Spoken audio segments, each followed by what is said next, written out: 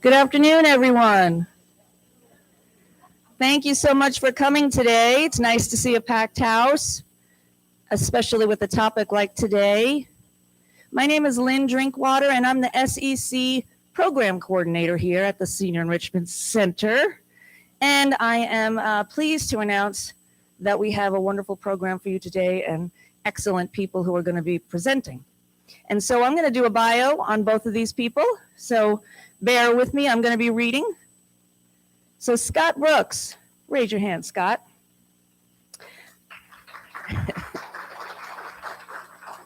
Scott is a wonderful human being, and he helps me a lot on a lot of different presentations, and we're blessed to have him working for the Moore County Department of Public Safety. So Scot Brooks serves as the Moore County Deputy Director of Public Safety. He is responsible for the administration and operations oversight for the department's Emergency Medical Services Division, the E911 Division, and the Emergency Management Division. Mr. Brooks has over 30 years of emergency services experience in both hospital-owned and county-operated systems. His credentials include North Carolina Paramedic Certification, Critical Care Paramedic Certification, and being a nationally registered paramedic. Mr. Brooks also maintains his Communications Center Manager, Technical Rescue Instructor, North Carolina Executive Level Emergency Management Coordinator credentials, as well as the distinction of being a certified emergency manager recognized by the International Association of Emergency Managers. So this is why I'm reading. In his spare time, Mr. Brooks serves as a member of North Carolina All Hazards Incident Management Team and frequently conducts training and exercises across the state. Scott lives on the family farm in southwest Chatham County with his wife, and he has 2 adult sons who are married and has 3 grandchildren. So he stays very busy. Okay, and now Billy Leonard, please raise your hand. So Billy Leonard serves as the captain of the Professional Standards Division at the Moore County Sheriff's Office. He is responsible for the logistics, finances, and fleet management for the office and oversees the IT services, internal affairs investigations, agency training, recruitment, sex offender registry, and community services, just to name a few. His credentials include General Instructor Certification, Specialized Firearms Instructor, and being a Certified Justice Officer for the state of North Carolina. He has attended numerous training courses, including investigations courses, active shooter response management, and threat assessment, and workplace violence. He is a graduate of Sandhills Community College, where he earned an associate degree in computer programming and attended the basic law enforcement training. He is also a graduate of North Carolina State University's Law Enforcement and Executive Program. And Captain Leonard is a native of Carthage and currently resides there with his wife and 2 boys. So thank you both for coming today and giving us this information. And if everybody does have a cell phone with them, if you don't mind putting it on silent, that would be lovely. If for some reason you think it's on silent and it starts to ring, if you just touch the side of your cell phone, it'll automatically send it to voicemail so that we don't have to listen to the ring 3 or 4 times. Okay? So thank you very kindly. I'll be sitting in the back in case you need me for anything. And I'm going to hand it over to Scott and Billy.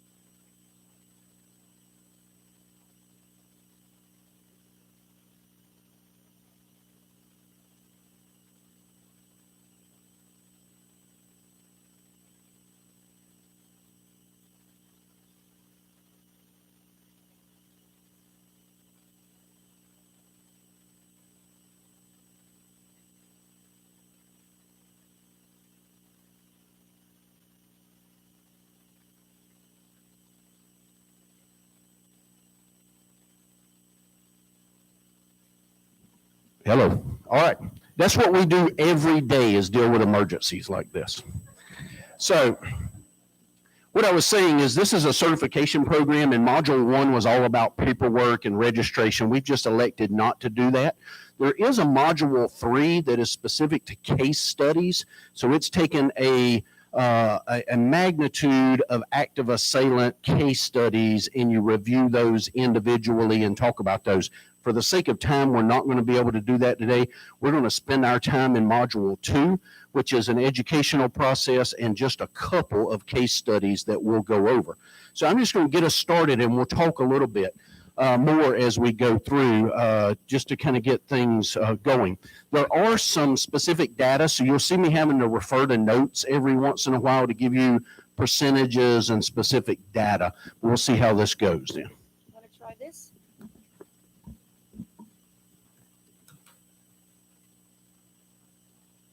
I'm sorry, everywhere I go, technology. Me too. And just How about now? Can you hear me? go downstairs and Okay. Let me get this thing behind me so I don't tie myself in a knot. Hey, Scott, Yes. before we get started, Go ahead. Go ahead. first off, it's good to be here to talk to you guys. Thanks for coming. But I just want to take a quick second to recognize our Chief Deputy, Richard Manus, is in the back of the room. Give him a second.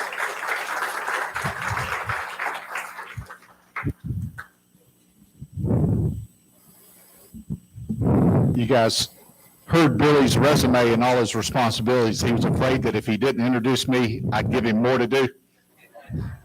I appreciate that. Again, I am Richard Manus, and I'm the Chief Deputy for the Sheriff's Office. I sit directly underneath your elected sheriff, Sheriff Ronnie Fields. Sheriff Fields is not available today, so I bring you greetings from him. I really appreciate this attendance. Thank you for the interest in your home.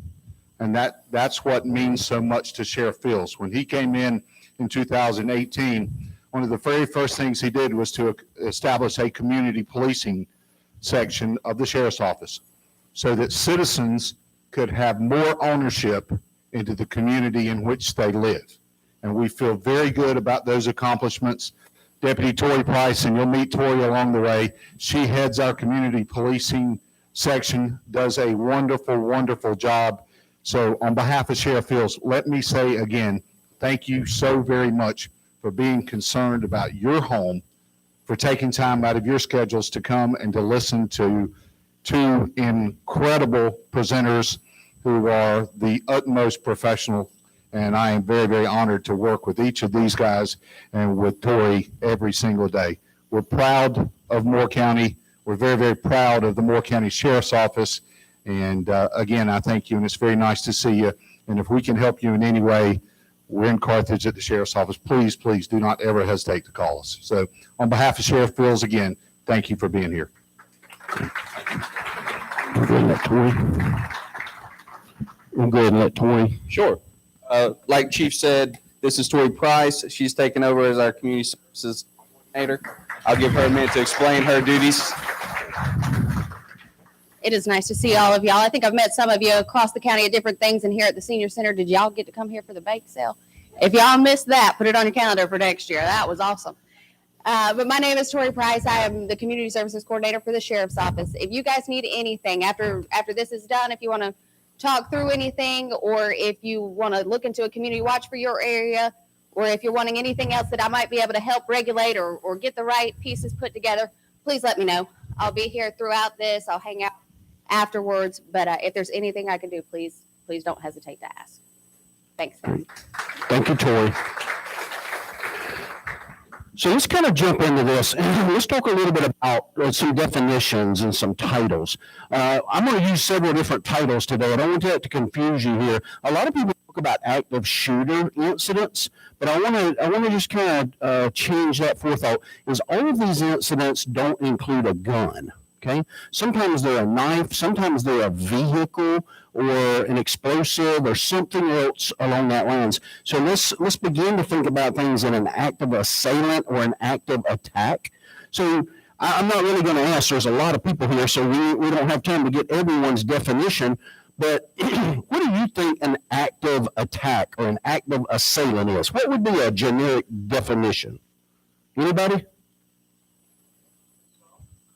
An assault, okay, with intent to do significant harm. How's that? Okay, and it's usually to a number of people. It's usually not just me trying to attack him. It's me attacking a group with the intent to kill or injure a massive amount of people. Is that fair? So that's an attack of an event, and what that is an attempted mass murder. So I'm trying to do as much harm, as much devastation as I can do with an event such as this. The bad thing that we have found, and places like the FBI and state and local jurisdictions have been studying this for years and years and years, is unfortunately there's not a great profile. Okay? It's hard to look at someone, or it's hard to pick them out of a crowd to say, that person is, going to be a risk that we, would be concerned about. Sometimes we see it in old. Sometimes we see it in young. Sometimes we see males. Males do predominantly serve in that role a little bit more, but we do see females as well. So it's a little bit more difficult from that perspective to be able to pick things out. Most of them have an Avenger type mindset, and I'll give you a little bit more of that as we go. Some give off warning signs.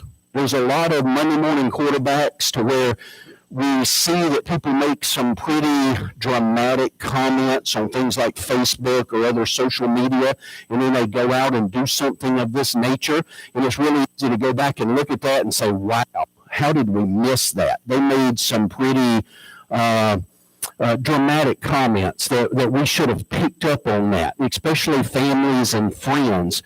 So I kind of tell you that to urge you to be a little bit aggressive with things like that. If someone acts out of character, if they're making comments such as, it's going to end today, or watch the news, something spectacular is going to happen, those things need to be reported. Our local law enforcement's honestly fairly successful in preventing some of those events by aggressive nature of people calling 911 and saying, my neighbor is acting kind of strange, or my son said at school he overheard a conversation. So I want you to kind of have that forward-leaning, aggressive posture as we think about that. Most have some type of history of violence, but it's not as significant as what one would believe. Okay? There's usually exposure to violence. It's a long family history associated with that.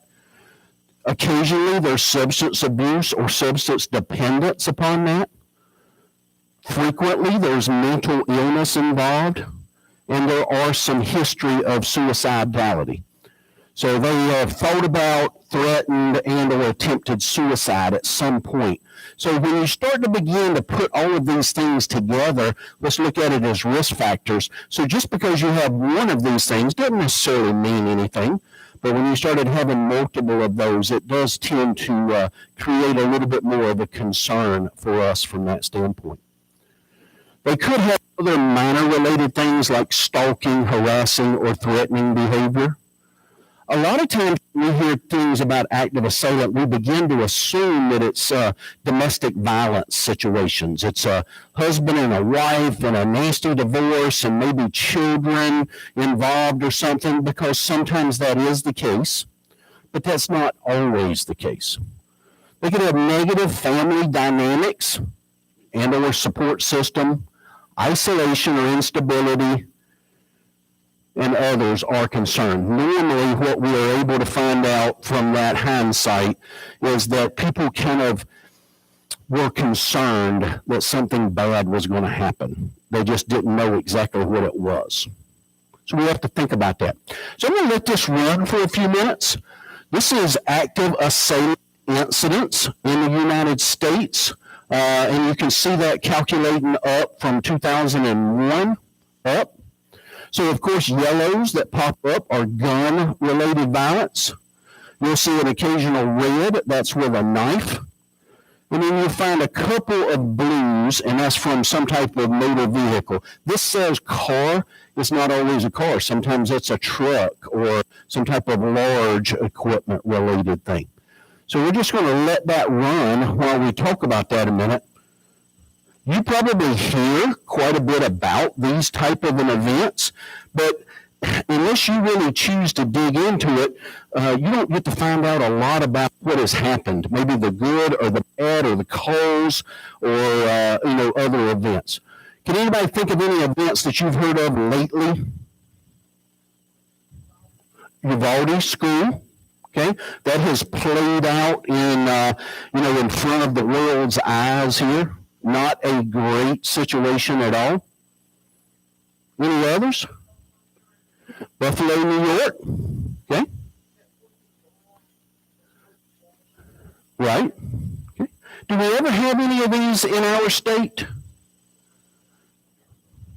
We absolutely, unfortunately do.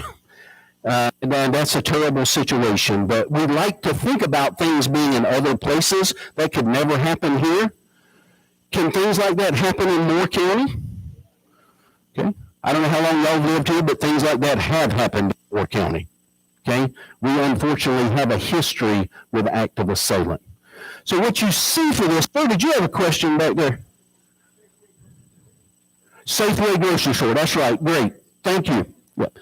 So over the last 20 or so years here, there's been about 464 active assailant type events that have went on. I just pulled some of the latest information from the Federal Bureau of Investigation about their statistics. And 2017 up to 2021, I just want you to see the increase. So you had a 31-year, a 30-year, a 30-year, then you had a 33% increase from 19 to 2020, and then a 52% increase from 2020 to 2021. And I'm not smart enough with statistics. I didn't do good at that in school to tell you what the increase for 22 is going to be. But unfortunately, we're on the rise. Okay. Now, Billy studies this stuff and knows a lot more about it, so don't be surprised if he jumps in and adds stuff that's not in the presentation that I'm doing here.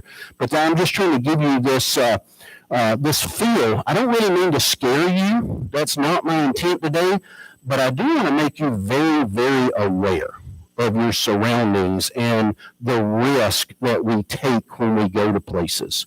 I don't necessarily want you looking over your shoulder continuously, but I want you to look over your shoulder occasionally. I want you to think about when you go places that unfortunately bad stuff does happen, and it happens frequently, maybe not here, but it happens frequently somewhere. So we think about where these type of events happen. Okay? We hear occasionally schools, probably frequently schools, maybe too often for schools. I hear a lot about them from church. I'm head of security at my church. I go to a rather large church, and I really pay attention to the active assailant incidents that happens at churches because of that reason. But I want you to know, churches is down here at the bottom. Schools is towards the bottom. These things that we do every day are the number one areas of risk that we have to be concerned with. Things like businesses. And that's not just a corporation to where you've got an employee that's upset with coworkers or just got fired or something. I'm talking in Walmart and grocery stores and things that we do almost every day, if not at least every week, places that we go and visit. So I want you to think about this. This is the overwhelming amount is outdoor events, large events, street fairs, 4th of July fireworks, other outdoor events to where a large amount of people go. Why do you think that would be? Why do you think that an active assailant would maybe try to attack a group at some type of like a 4th of July celebration versus a school? A parade? Yeah, parades, that's good. It is. It's a large number of casualties. What's another thing, though? I'm sorry? Publicity? I would agree with that. I'm okay with that. Security. It's what's called a soft target. Okay? A soft target. Understand that schools are now, older schools, we don't have as good. So keep going. Well, it doesn't die, but I've gotten texts from some of the staff who are watching it, and they're saying it's a little muffled. Okay. If you wouldn't mind using it.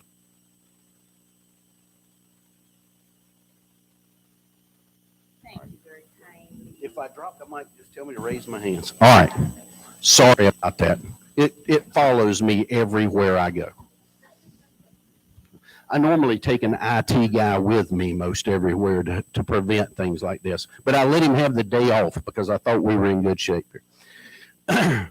What I was saying about security, some of our older schools are not quite as secure, but most of our newer schools now have very good security systems, meaning we keep most of the concerns outside of the building. We've got electronic systems to lock things down, and it provides a lot more protection. Unfortunately, at these public events like parades, she mentioned parades, there's a couple of thousand people there, and 8 or 10, maybe 12 or so officers trying to protect all of that. There's lots of ways in and out. It's really easy to kind of mingle in with the crowd and not be noticed. So I just want you to think about those type things. We won't spend a lot of time on that.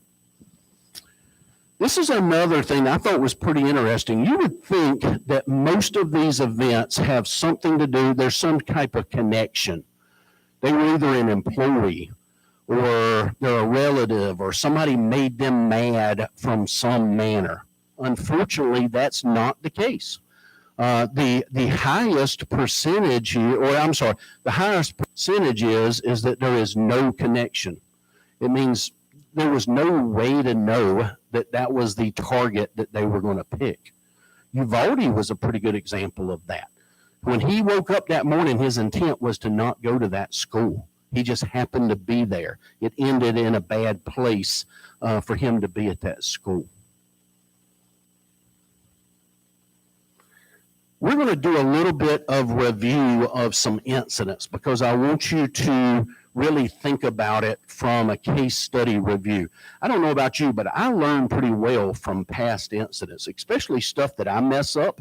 If I mess it up one time, I learn a pretty good lesson out of it. So I want you to kind of think about if you were in the shoes of some of these people and how they dealt with situations. There's a lot of good stuff that happened in here, a lot of good lessons learned that I hope you gather. There's also some rather dramatic stuff. So if drama is going to upset you for some reason, then I apologize. You may want to step out during some of this. Some of this is going to get pretty graphic to try to share that information with you. Some of you probably remember things like this Santa Barbara, California event. This is actually from several years ago now, but this the wording for this is example of pure evil at its best. The perpetrator killed 3 people instantly by stabbing them at his residence, then eventually proceeded to attacking people with a gun on campus and driving a car over others in the street. So again, that's one of those cases to where there was no contact. There was no reason to believe that he was going to end up, there and do that type of devastation.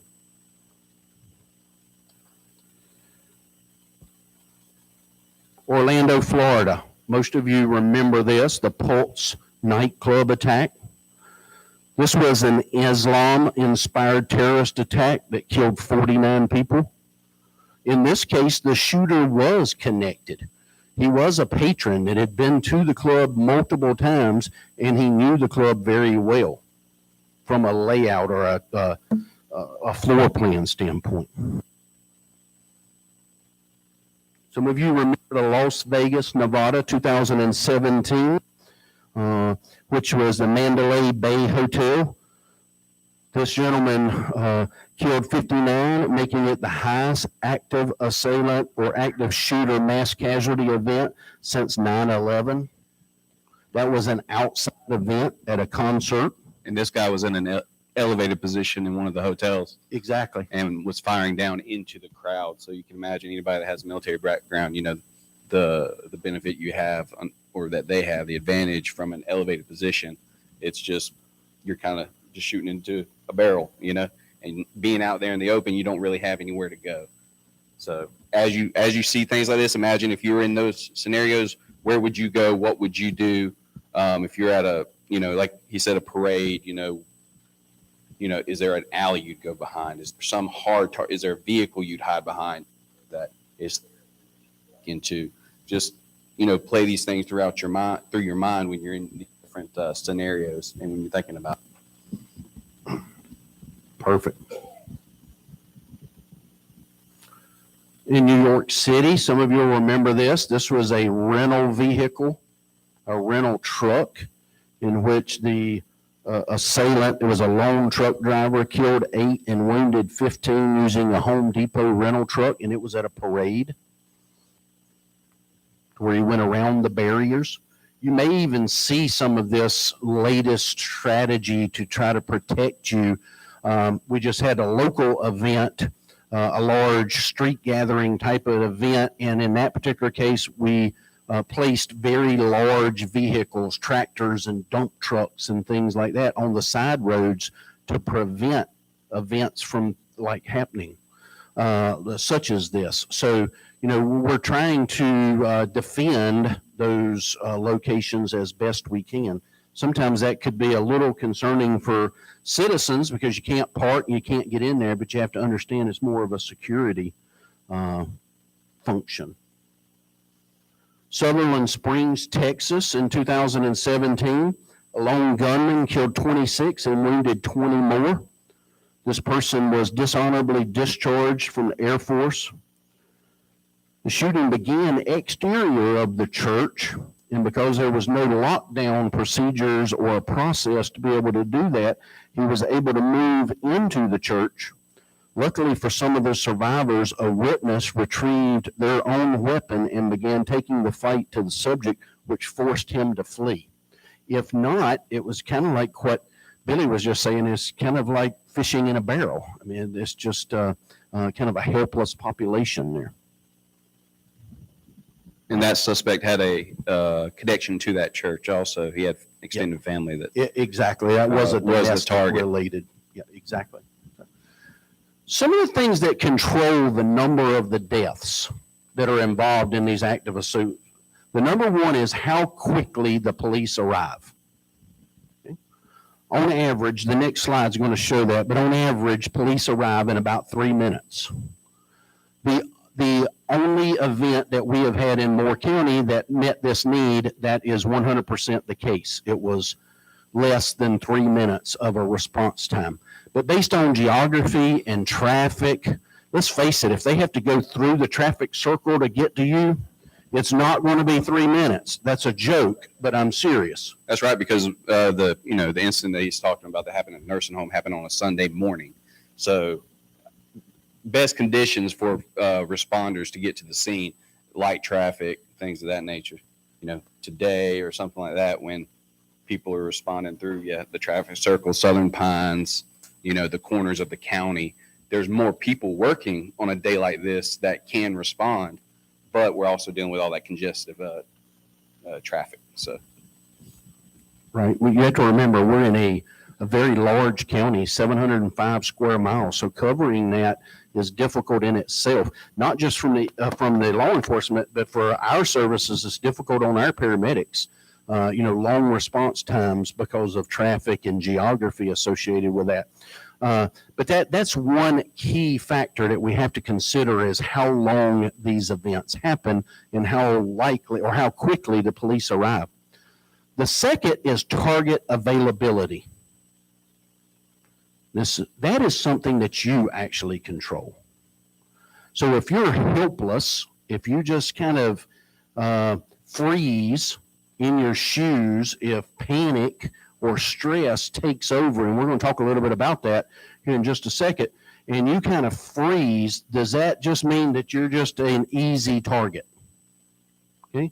There's some ways that you can prevent from being that easy target. And that's what we're hoping that you will get out of today is those techniques or those ways to be able to do that. So I told you that, but 3 minutes is that average time that it takes for a law enforcement officer to get there. We're going to talk real quickly now about the background science of how people behave in a high stress environment. Most of you have probably been in a high stress environment at some point in your life, but I don't know how many have been in this true life or death. That would be a high stress environment. So you kind of got to think outside the box a little bit with this. So there's 3 stages of a disaster response. And you're going to go through these 3 stages. It's just according to how long that you're going to stay in each stage. The first is denial. You don't have to give me scenarios, but if you've ever had one of those and your first stage of dealing with stress was denial, just raise your hand. Because I know I have. You know, I've done some pretty stupid stuff and said, oh, I can't believe I just done that. You know, that was not smart of me. Okay? Denial. That's that first stage. A lot of us do that when we hear bad news, like, a family member or a close friend or something has died, and we begin to deny that. That's the first stage. We'll talk a little bit more about that. Deliberation is the second stage. What do you think deliberation means in this case?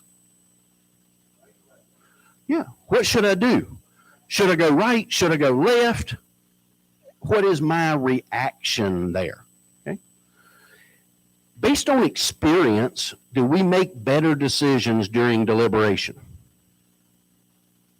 Or education or training, I should say. She says no, not all the time. I've experienced some of that myself, but for the most part, especially when we get a little older anyway, some of that experience, education pays off and we make better decisions associated with that. What about if we have all of the information? Do we usually make better decisions if we've got all of the information? That's exactly right. So we have to kind of look for that information. We have to seek it out.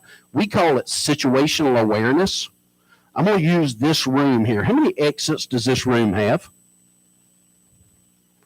How many people knew that before you actually came in? Okay.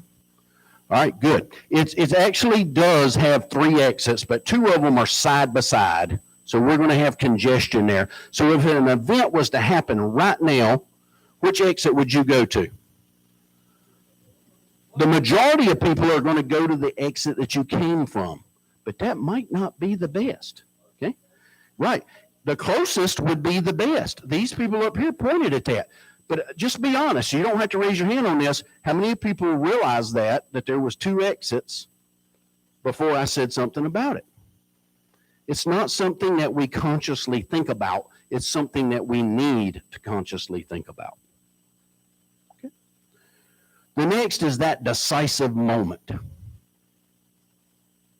Decisive moment of what action we're going to take, and in my opinion, how committed we are to that action. And I'm going to give you a couple of examples of that coming up. So denial, let's talk about that. Denial is that first stage. And this guy, which most of the guys in the room can say, no, it isn't. Okay? I would deny it as well. We can be a little bit hard-headed. Okay? I didn't hear very many women say amen or anything. Maybe because they're just as hard-headed, or at least the one I've been living with for 32 years. That's all right. She'll watch the YouTube. It'll be okay. She's kind of used to it here. Social proof. Let me talk a little bit about social proof before we get started. This gets a little long, and so we might not watch the whole thing. How we react in a lot of cases coincides with how other people in our social environment react. Does that make sense? So in a crowd, pretty frequently, maybe not in all cases, but in a crowd, we do as the crowd does. So if the crowd, if nobody brought it up and you didn't think about exits, but the crowd got up and everybody started towards that exit, do you see how most of society is going to just follow the crowd? And that's where our problem lies. Okay? That's where our problem lies. Let's watch this, but like I say, this gets a little bit long. I'm not going to take a lot of time with it, but this is a significant study that was completed. It kind of proves this point here. Place like this street in New York City. If you were unfortunate enough to be the victim of a crime or taken ill unexpectedly, you might think that surrounded by all these people, someone would intervene. After all, isn't there safety in numbers? Psychologists say no. Research suggests that often a victim is less likely to receive assistance when surrounded by a group rather than a single bystander. When people are in a crowd, it's easier to pass the buck. It's what psychologists call the diffusion of responsibility. Liverpool Street Station in London, a busy thoroughfare for commuters. Unknown to these passers-by, Peter is an actor. As part of an experiment on bystander apathy, he's pretending to be ill. Help. Help. How long before he gets help? Please, somebody. Help. Help me. Please help. Helping would be inconvenient or even risky. He lies there for more than 20 minutes and no one raises an eyebrow. Please, somebody help me. It's always very distressing to watch situations like this where people are obviously suffering and no one's actually helping them. But what we have here is two conflicting rules. One is the rule that we ought to help, and the other is the rule that we ought to do what everybody else is doing. And here you have effectively a group of strangers who are exerting the pressure not to intervene, not to help. And it's very difficult to rebel. Ruth, another actor, takes Peter's place. How long before she receives help?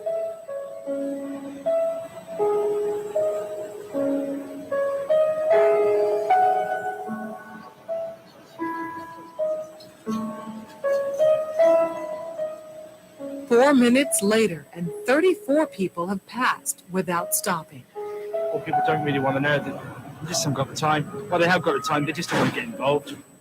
Unwittingly, these strangers have silently formed a temporary group with a rule: don't get involved. They're afraid to stand out from the crowd and won't take action if no one else does.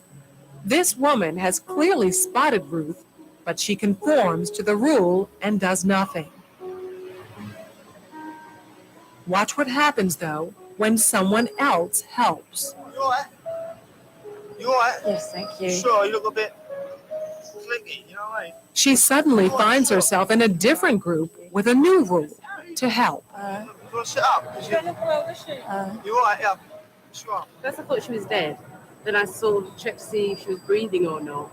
And I looked around and I couldn't believe that no one had noticed her because there was a bloke sat there just absorbed in reading a newspaper. This time, Peter's dressed as a respectable gentleman. Now that his dress is in keeping with those around him, how long before he's rescued? Hello, sir. How are you today? I'm all right. 6 seconds. She even calls him sir, and suddenly everyone's a good Samaritan. Do you suffer from epilepsy? No. While you're lying on the floor in the rain? Because he's part of the right group, everyone wants to help.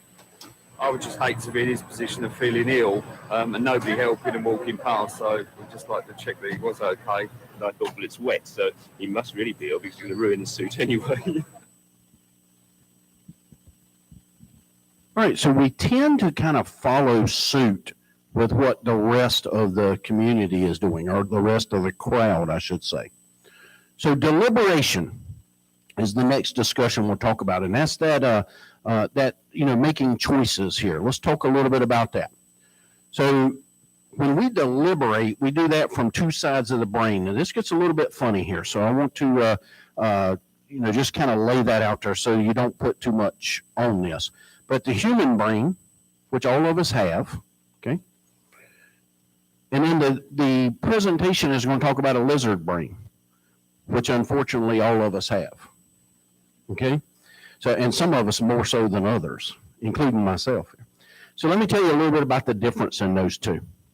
So the human brain is where we get our urge to fight or flight is the one that when we get scared of something, what we do, our human brain controls that. Fight or flight is usually what that's called. Or freeze. Or freeze. The human brain is the one that controls that. Okay? Now, what if I add stress to you? This is where things begin to change from the human brain to the lizard brain. So let's talk about stress. I'm going to use heart rate as just one example here. So your average heart rate, let's just say it's in that 60 to 70, maybe 80 or so. Mine's probably about 100 right now, but that's okay. But as that begins to increase, we lose ability within our human brain to deliberate and make decisions. Okay. So think about that. If it goes from 60 to 90 to 120, up to 150, if you were in this room and there was gunshots right now, do you think your heart rate would increase? Absolutely. That's when things begin to shut down. Your human brain's ability to process begins to shut down and make in our decision-making capability or our deliberation. Law enforcement does a tremendous amount of this when it comes to some of their training, is they have to keep their heart rate stressed so that they get a reaction from that and they understand that process so well. I'm going to show you this quick video clip here of a stress response.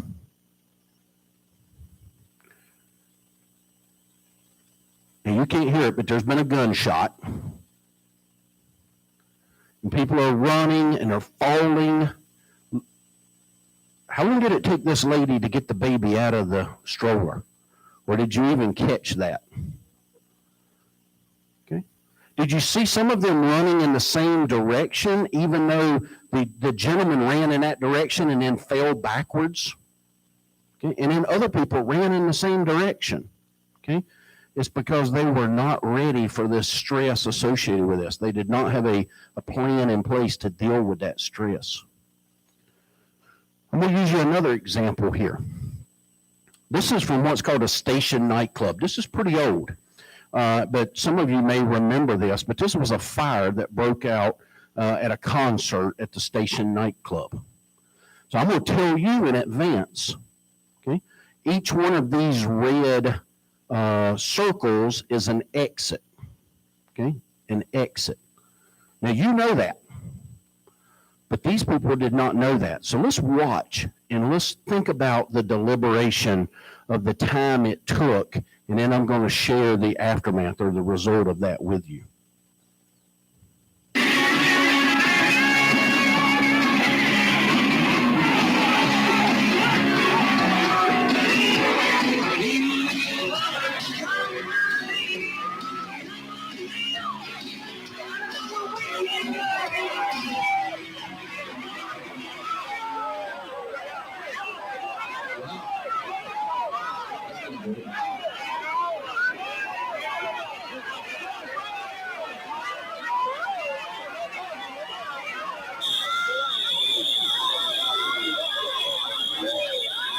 Okay, that's the fire alarm. 30 seconds for that to happen.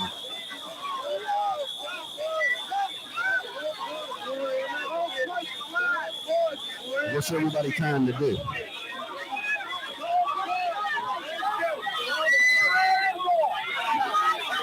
They're trying to exit out the same door that they came in because that's all they know, right? So is 200 other people.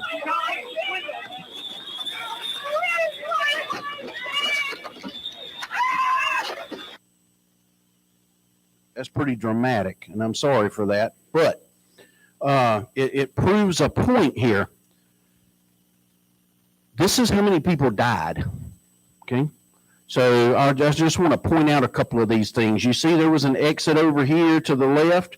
There's an exit over here to what's called the left of the stage, okay? There's the primary exit. 31 people died in the hallway of that primary exit.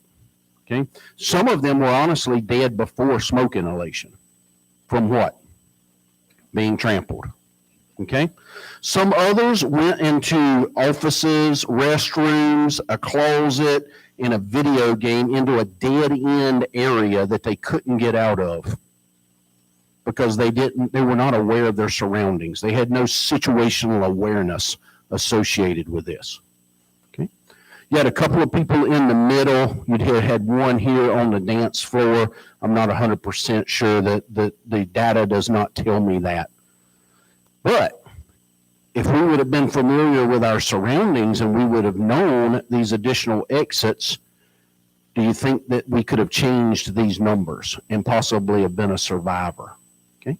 That's situational awareness. And that's the big thing that I want you to get out of this, is that any place that you go, you need to have situational awareness about what the risks are associated with that and how you could get out of that. Yes, ma'am.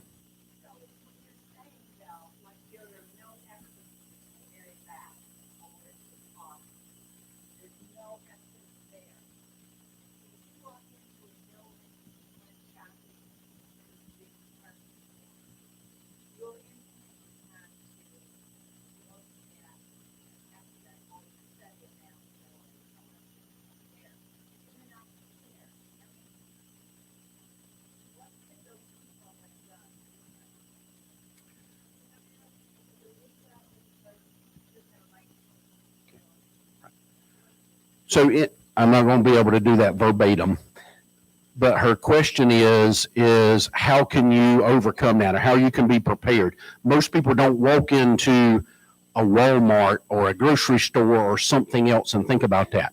I'm going to challenge you with this, and you probably don't look at it. I understand you don't look at it, but in every one of those buildings that you go into, and in your church, and in this building, somewhere near that door is going to be posted on the wall where all the exits in that. That is fire code.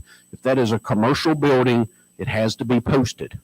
It would take you all of 3 seconds to glance at that and say, they're all marked in red, very much like that previous picture that I showed you, to say that there are 3 exits. It's posted right there. You can't see it for the column, but she's pointing at it right there. It's right beside the door when you walk in. And there's going to be others throughout the building. It's not just in this room. But that's fire code. That's national fire code. It's anywhere in the country that you go to do that. Also, it's fire code that you're going to have these exits. So I'm just asking that maybe you just look around and you see that. A lot of times, if you're standing at the front of Lowe's, then you can look to the back. I bet we know where the bathroom signs are, and they're not even lit. So I'm challenging you to start to think about that, okay? In restaurants, okay? To think about the fact of, how would I get out of here? It doesn't even have to be an active assailant. What if it was a fire? A restaurant. Restaurants catch on fire every day. How would we get out of here? Those are the type things that, so you have to just have this awareness that this is things that I'm looking for to go into. You do. You've got to think with more of this risk behavior, is that bad things happen every day to good people. We've got to be better prepared to be able to handle stuff like that. Go ahead. Well, Right. And none of us may not have ever done that until you remember the theater shooting from years ago. And most of you now, I swear I do. If I go into a theater, I know exactly where I'm at. Okay. It could be fire. Go ahead. Well, I'll say if you go to the local theater, it seems like at the end of a movie, everybody goes out every exit. So you just watch the people. They'll show you which way to go out. But I would just say that that's what we hope you take away from this, is that it's getting you to think a little bit different, and that if you're thinking in that, then maybe you will affect 5 or 10 other people in an incident, and you might help save them because you're thinking that because you've had this course. Yes, ma'am.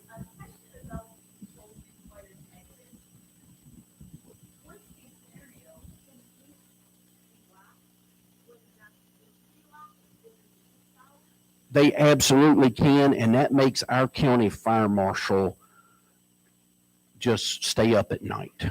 Okay? But all it takes is a call to 911, and I promise they will fix it. Okay? They've got ways they can go in and inspect anytime that business is open. We have a long history of fining. They take it very, very seriously. If there's chains on doors or doors are locked during operation, even the fact is when you go out business doors and there's two doors, and I know you've done this, you walk into one because you try to open it and it doesn't work, but the other one does. If our fire marshal knows about that, he's going to have a hissy fit. Okay? He just cannot, that is fire code. When that business is occupied, both those doors are supposed to swing freely. So it has to have some type of panic hardware if it's some other type of locked system. Now you can lock from the outside. So I can have a door to where you can't come in freely in the back of my store. But to get out, I have to have panic hardware like these push bars that open freely for that to be able to get out. Yes, ma'am. Our fire marshal's name is Brian Phillips. He's my boss. Now he has fire inspectors and staff deputy fire marshals beneath him that goes out and does all this work, but he's the director of public safety and the county's fire marshal. Now your large municipalities might have their own fire marshal, like the village of Pinehurst, Southern Pines, and Aberdeen. All three of those have their own fire marshals within the municipality. Yes, sir.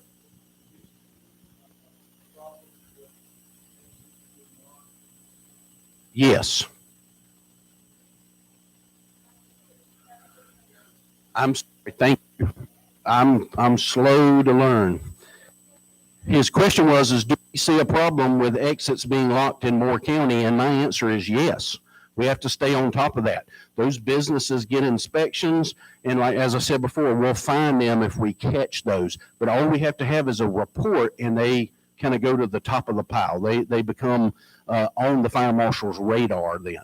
And they don't just go and do one inspection. They'll go and educate, and then they'll come back a couple of times more to make sure that that education is actually working.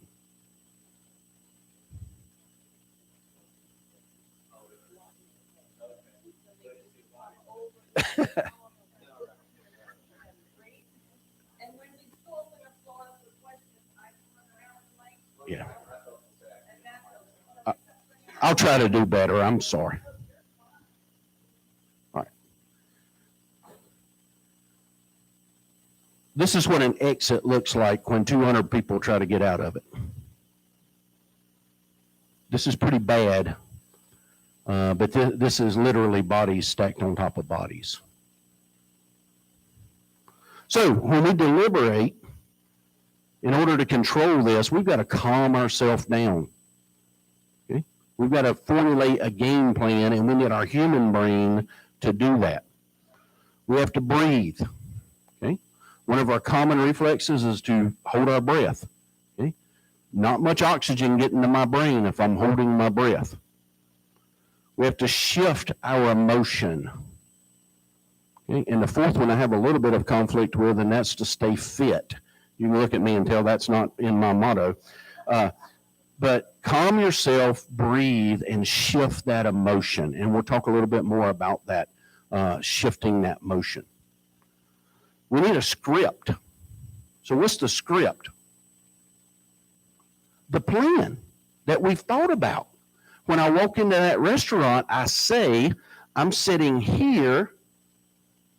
These are all my exits. If anything happens, then this is which way I'm going because I'm closer to this door. That is my script. How long did that take? Seconds. And I'll be honest with you, my wife didn't even know it. She has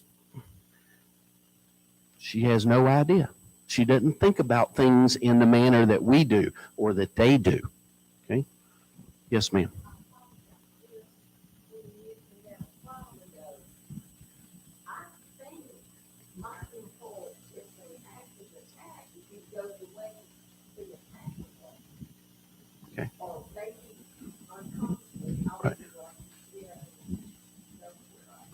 So her question is that, or her statement is that she would go in the direction that the attacker was not. I'm going to show you a video in a minute, and that makes perfectly good sense.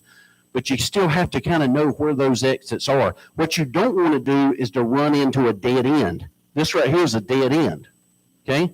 This is a supply closet that has some technology in it and some tables. So if you ran in the wrong direction, then you end up just like this nightclub fire of going into a bathroom or some other dead end room. You got something? Yeah, I would just say that practice, right? So in our field, we practice a lot. I think Scott mentioned it earlier. However, we can induce stress and do a task. We try to do it, whether it's shooting, whether it's a firearms training simulator or something like that, where they're even when they interact with a screen that has some type of high stress impact on them, right? So you'll see officers they'll start breathing harder, knowing that they cannot be harmed, but just the visual that they see, it gives them that stress impact, and then they'll have firearms and things that they aren't live, but they can interact with the screen, whether it's shooting a target on the screen or whatnot. But saying that, we can't practice for everything, right? For every scenario. So every officer I know, when they're driving, they're going to a call. I know I did it back when I was on patrol, even now.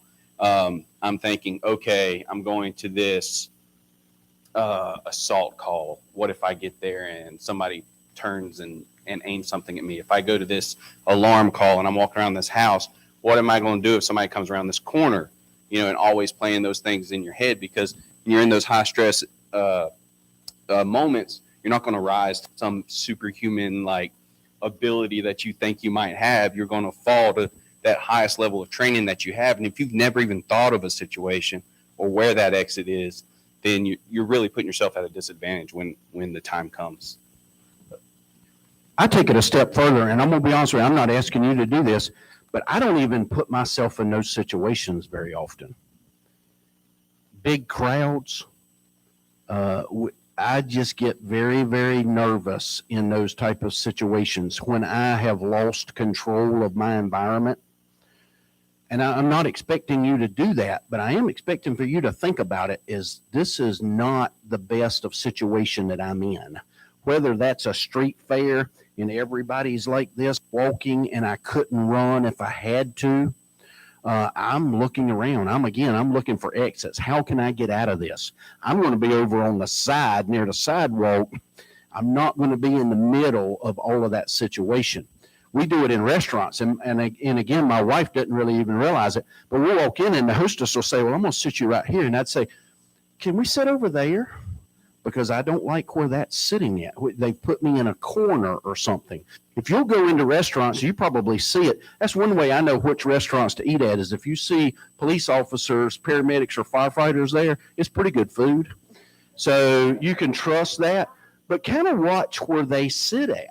Okay, they're attuned to this situational awareness. They're not going to put themselves in a corner to where they have no way to escape. That's all I'm really asking for you to think about. Is what if this happened? What if it was a fire? What if a tornado happens? What if this happens? What if it is an active assailant? How am I going to handle that situation? Go ahead, Tori. Yeah, sorry, Scott. I don't want to beat a dead horse, but I can still see the concern on a lot of people's faces, obviously. And I'm looking at it on a lot of the women's faces. We process things and tend to think about a lot more that some of the men don't always think. Why? Because we're women, because we do this, that, whatever else. Half the sheriff's office calls me mama. It's just what we do. Okay. In that, kind of going back to questions you asked, there are certain things that if I know I'm taking my kids somewhere, there's certain places I'm not going. Why? Because I can't safely get myself and 4 kids where we need to be. So with getting overwhelmed thinking about how you're going to get out or this, that, whatever, if we've got our kids with us, if we've got our grandkids with us, if we've got all these people, or if we're taking our friend out who can't walk and we've got to push them in their wheelchair, let's think about that, of where we're going. What are we going to do? Before we even get there, is our actual plan for the day going to make sense for what we are physically capable of handling with whomever else might be with us, whomever else we may be responsible for? There's certain, if my mama's got my kids, there's certain, I'm like, Mom, you're not going to do that because you can't keep up with them. And just processing that before you even leave, before you even head out, that will take off half of your stress. If you think about who you're with, where you're planning to go, what you might be doing, make sure it makes sense before you even head out. Thank you, Tori. The next thing is practice. Most of you had this with your children when your children were young. You practice things with them like a fire drill. If the house was to catch on fire in the middle of the night, this is what I want you to do. Go out this window, go out this door. I'll meet you in the front yard near the big oak tree. I challenge you to kind of have those discussions with your spouse, your loved ones, your adult children, or whatever, when you're going to this type of an event. A street fair, a parade is another thing. If you get separated, what are you going to do? Is it possible to get separated in a big crowd like that? I lose my wife continuously because she just stops and starts shopping, and I'm, 30 yards down the road here now, and I'm like, whoa, I better find her quickly now. She'll spend money. But what I'm trying to say is, let's talk about that before we ever get into that environment. Is if this happens, if something bad was to happen, what are we going to do? How are we going to get there? Okay. Some of you may have done this before, but I have lost a vehicle in a big parking lot. Okay. My wife and I, she does not get happy when I do that. But my wife and I now, when we get out of the car, she looks up and she says, we're in B12. And I mean, she's pretty serious about it. She wants me to remember that B12 so that we can find the vehicle. But it's things like that. The situational awareness is really what we're looking for here. Tell you about this gentleman here. Rick Riscola was, I'm gonna read it for you just because it's kind of small reading. But in 1993, Riscola was vice president of corporate security for the Dean Witter Morgan Stanley Company when the World Trade Center was bombed the first time. He led the evacuation that day and stayed in the smoldering building for 12 hours, helping firefighters rescue trapped survivors. Okay. After the terrorist attack on 9/11, Riscola again led the evacuation of the World Trade Center. He was last seen going upstairs into the burning building, conducting a final sweep of survivors. He was killed when the South Tower collapsed. His actions that day saved more than 2,700 lives. That's not what we're asking of you, okay? There are going to be people that are going to stand up and take those type of steps, and that's perfect, okay? But that's not what we're asking of everyone. What we're asking is that you figure out a way to get yourself out safely, and whoever you're responsible for, your kids, your grandkids, your neighbor, whoever it was that you came with. This is another one of those decisive moments. A little less than a month ago, 3 childhood friends were on a plane bound for Paris. Okay. Let me just tell you what it was. This is it happened in Europe. It was actually 4 friends. 3 of them were American military, and they were on a train, and the gentleman had a gun, and it was going to be an active assailant on the gun, and they actually charged him and manhandled him, were able to take the gun away. One of them got stabbed in the process through it. Y'all remember seeing this on the news. This was just a pretty detailed report of it. Again, we're not asking you in all cases to do that. Okay? Nobody's asking you to take a bullet for anybody or to challenge or charge an intruder such as that. That's not what we're trying to say. What we're looking for is this civilian response. We want you to not deny. Okay? Don't deny. If you hear gunshots, you need to go into deliberation mode. Okay? I mean, like instantly. Anybody know what gunshots sound like in a building? Let me help you with that.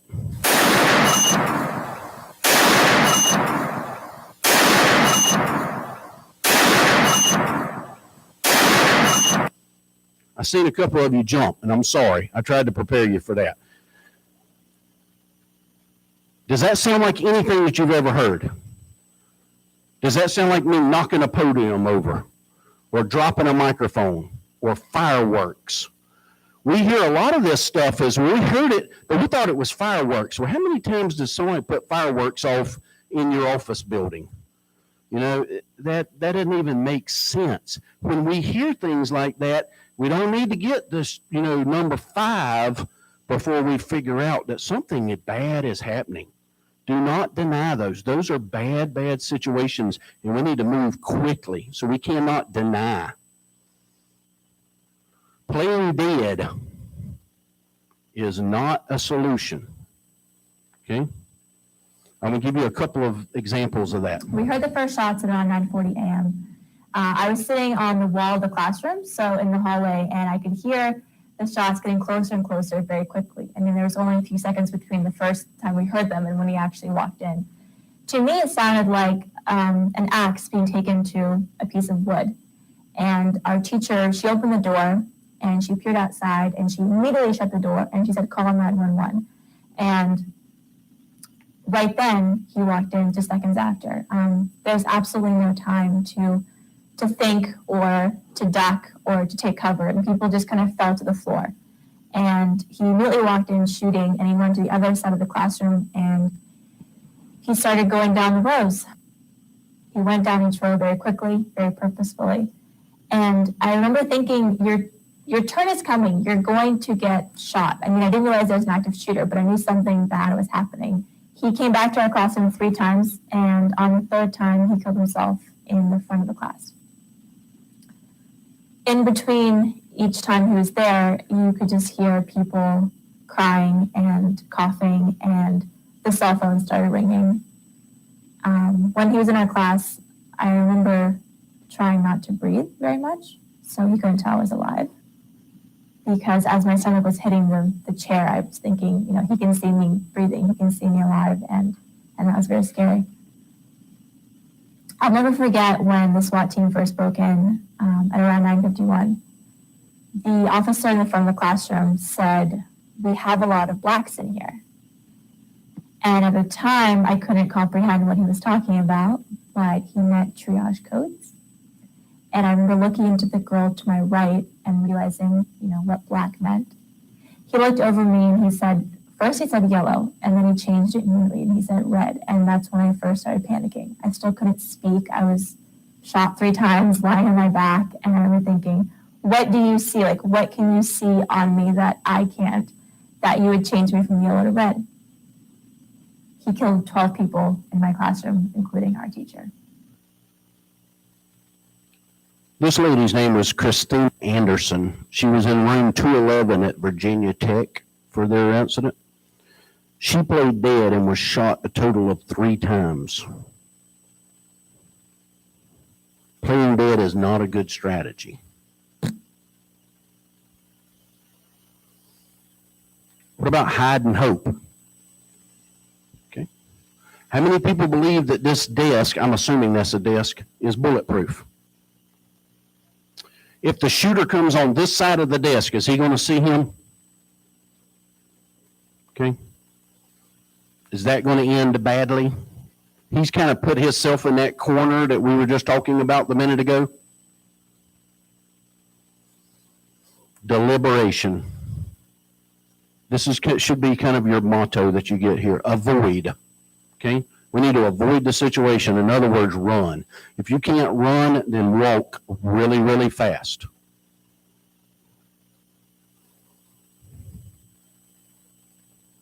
Deny or hide.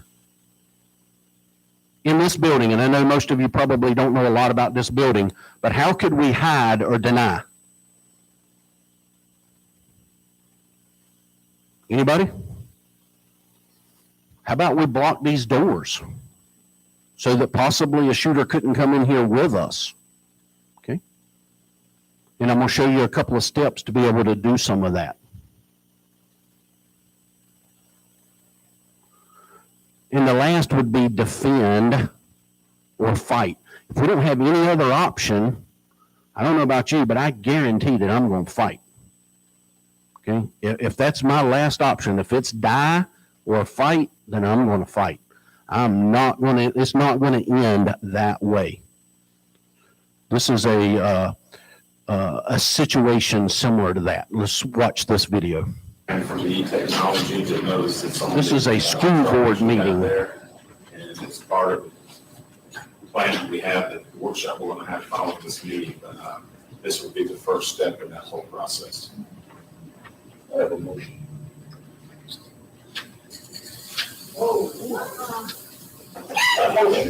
So a gentleman has stood up, he has painted with a can of spray paint a large V on the wall. You'll be able to see that in red.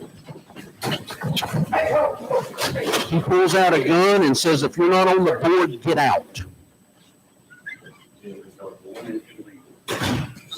He says it again, get out. Okay? That's like a husband. Somebody had to tell him twice. He's got a gun. When he said get out, that meant get out. Hey, sir. John, just let him talk. He's talking. John, go ahead.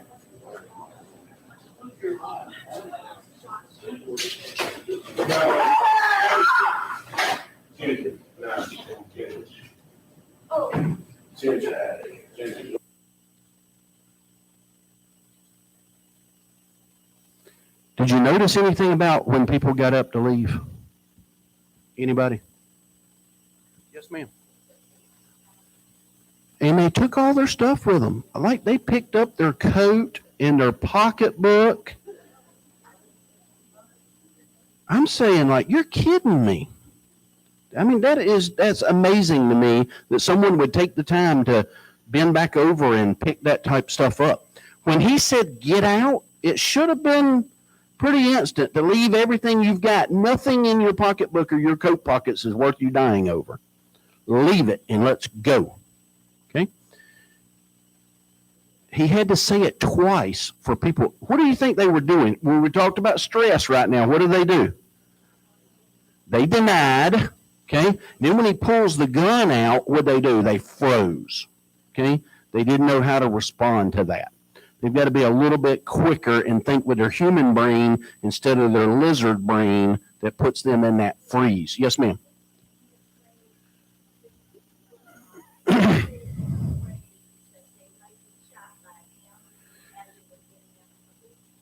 Yeah, but he said get out. Yeah, I agree. I agree. You see the one, okay, I'm sorry. Yeah. Her question was, wouldn't they be afraid that when they stood up? That's always a risk. But he did say get out. I mean, he had to say that twice. He's saying if you're not on the school board, then get out.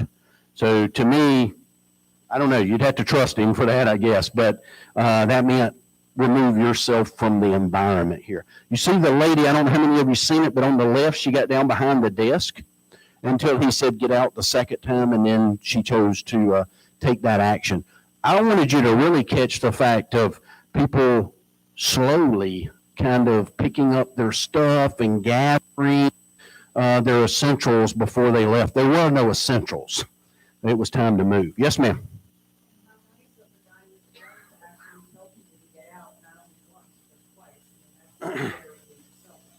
Right. He didn't have any problem with them. He ended up shooting multiple times, not hitting any of these board members. Okay. Was shot and killed by a law enforcement officer that came in and done this. His wife says that he was an excellent marksman and that she thinks that he intentionally missed the people, because if he wanted to kill them, then he would have killed them. And there's a long backstory behind this that we don't have time to get into, but it was important for you to see some of these environments that they needed to remove theirself. Yes, ma'am.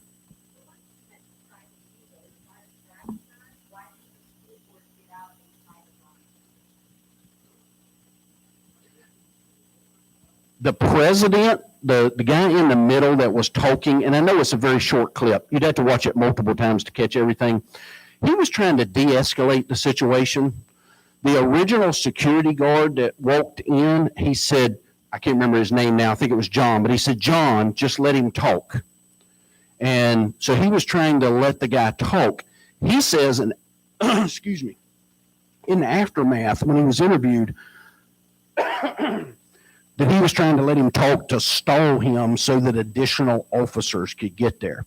If that was the case, if his human brain thought that well, then God bless him. I mean, he's a pretty smart guy to be able to do that. I bet you those people that left, they carried their phones with them. I hope they dialed 911. Right. But, this was just an unknown. This happens every month, whether it's commissioners meetings or school board meetings or town meetings or whatever. These type of meetings happen. So this is actual risk that we have to concern ourselves with. Leave ASAP. Again, know your exits. Call 911. Watch this one. That guy in that car seen him walk in and pull out a gun. What did he do? He left.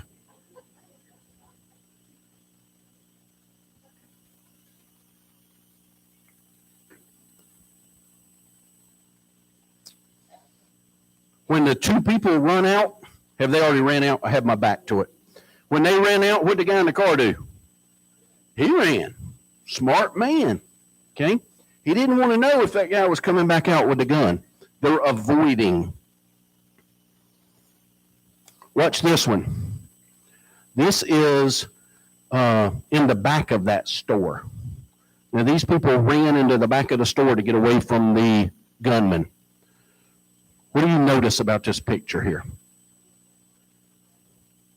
Yeah, they didn't attempt to lock the door or to barricade or prevent him from being able to come into the back of the store at all. That's the number one thing. What else? Y'all might not realize that, but anybody know what that right there is? Okay. Right there is your push bar.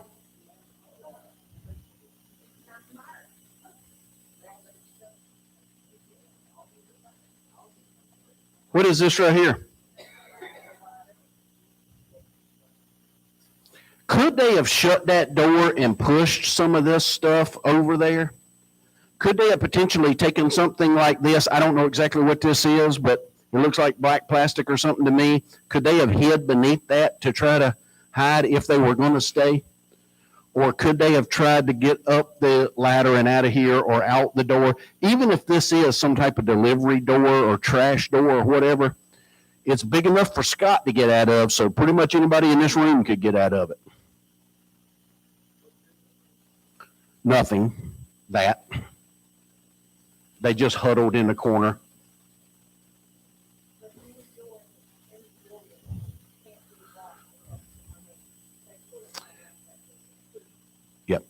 Yeah, it is supposed to have some type of panic hardware on it for you to push and it unlocks.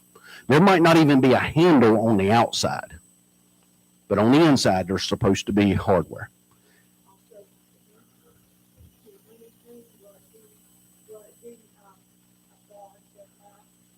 Okay, what she's asking about is the hardware, the door. Can it be locked?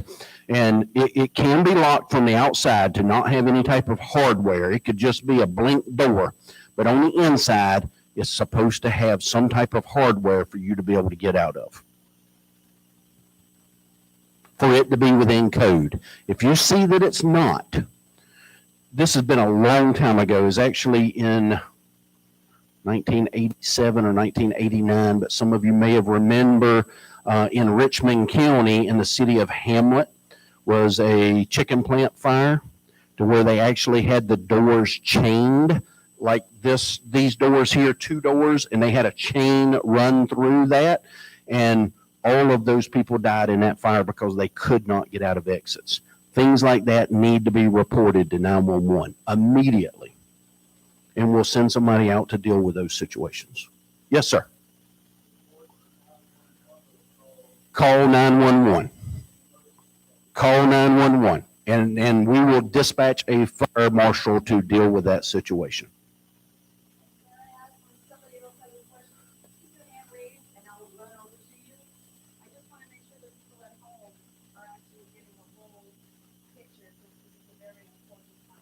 That's because I am untrainable.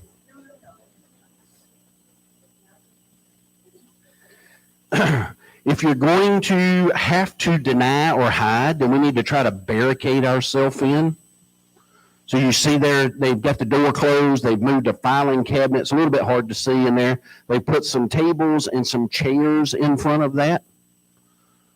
Statistically, I'll tell you, if you can lock the door, there has only ever been one case that I'm aware of anyway, and Billy can add to it if he knows anything different. But statistically, there's only ever been one case of an active assailant entering a locked door. Typically, they take the path of least resistance. They'll shake the door, they might beat on the door, but to take the time to bust a locked or a barricaded door in is not what they're trying to accomplish.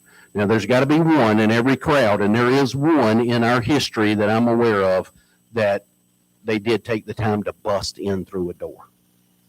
So, heavier objects, more objects, a doorstop. There's lots of different types of things out there. They could have easily used stuff to try to barricade that door, even if it didn't lock. Simple door stops. There's other mechanical things. On doors like this, we might have to use a rope or a belt or some other type of object to try to keep that door because these close from the outside.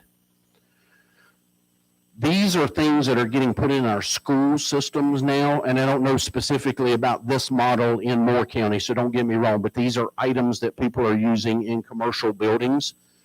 So this thing just turns around the other way and it does not lock when you don't need it. But if you need to barricade the door, then you're able to just pick that up, spin it around, and it barricades that door. So they're pretty simplistic commercial type devices.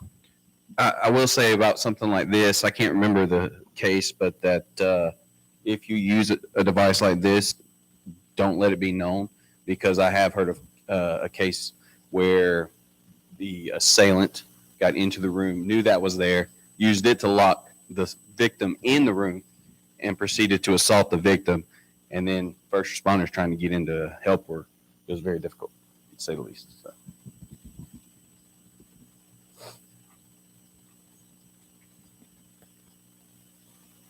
Some of you probably recognize her. All day, we have met people who remind us what teachers do, how much they care, even in the face of terror.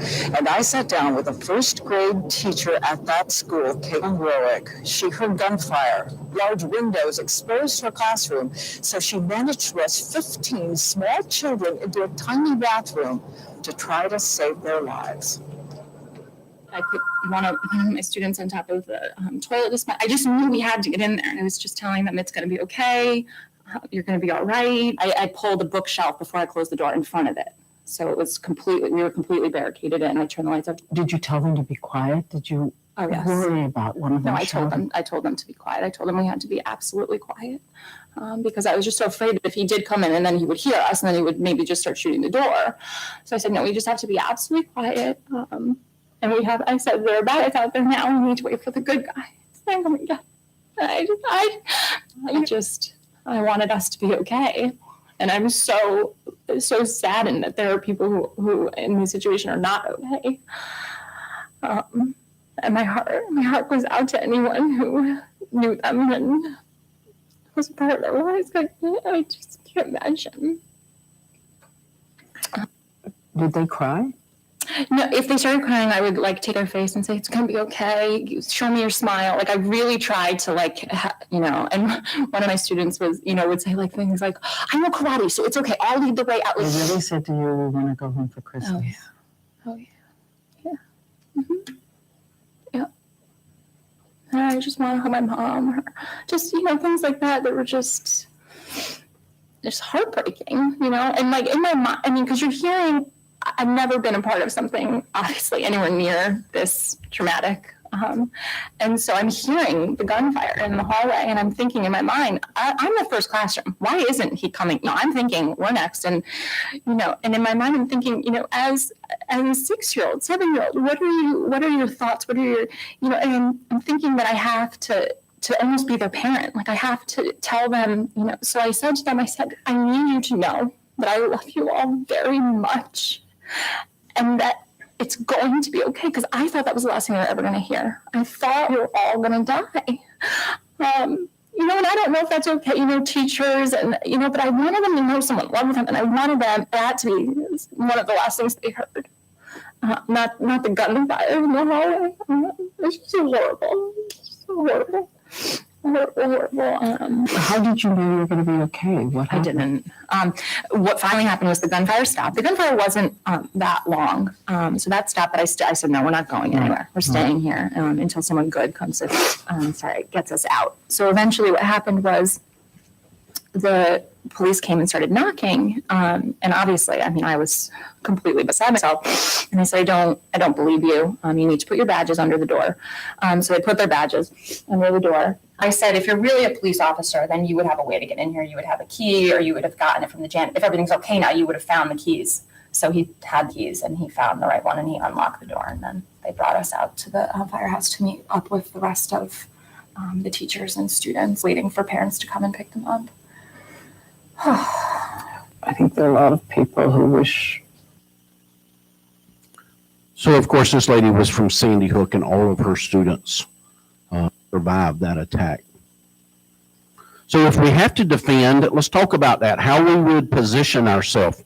You see, they're beside the door, so we could hit them with something. We could grab the gun. We could fight. We've got to shift that emotion from fear to this aggression that we've got to fight for our life here, okay? You remember back to the school meeting to where the lady tried to attack the attacker, okay? Did she look like she was really fighting for her life? No. This is an example of that. This is really short. Watch this. This is kind of simplistic, but it's an example. At least he's going down with a fight, okay? It might be a $3 bottle of wine, but at least he's going down with a fight, okay? This lady here playing dead, I think we've proven that that's probably not going to work. This guy says, I'm not going out in a parking lot. I'm not going out like this. I'm not going to let my wife, my daughter down, my stepkids down. He's going to fight. So, check your surroundings. We want to avoid, deny, and defend. What you do matters. Show you another quick example of this here in just a second here. So the attack starts. We're thinking already, what's our primary exits? If you got your head in the sand, the only one you know is the one you came in through. Okay? If you've looked around and you know what other options you've got. If there are other options, then we're going to avoid the situation. We're going to run. We're going to get ourselves out of this situation. If you're not familiar with that, then we've got to decide then that we're going to deny and hide. So we're going to stop them from getting into the room that we're in, much like the teacher did. If there are other exits, then let's use them. Let's get out of here. Let's avoid and run. If not, then we got to defend and fight. So that's our choices. We just got to process this very, very quickly. The more situational awareness we have, the better we're going to be able to process, the better we're going to be able to handle the stress associated with this situation. This Virginia Tech shooting, we're going to look at it a little deeper here because this is pretty interesting here. So Norris Hall was the building. The second floor was where the active assailant at Virginia Tech happened. These are the classrooms. These are the numbers, and they're statistically important here. So this is the first room that the shooter went into, was room 206. Put my glasses on so that I can tell you that.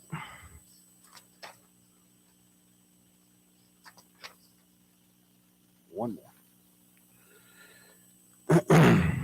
206, the shooting started here. The shooter walked in and started killing people. He left and returned later to shoot more people. 211, the teacher heard shots, told the students to call 911.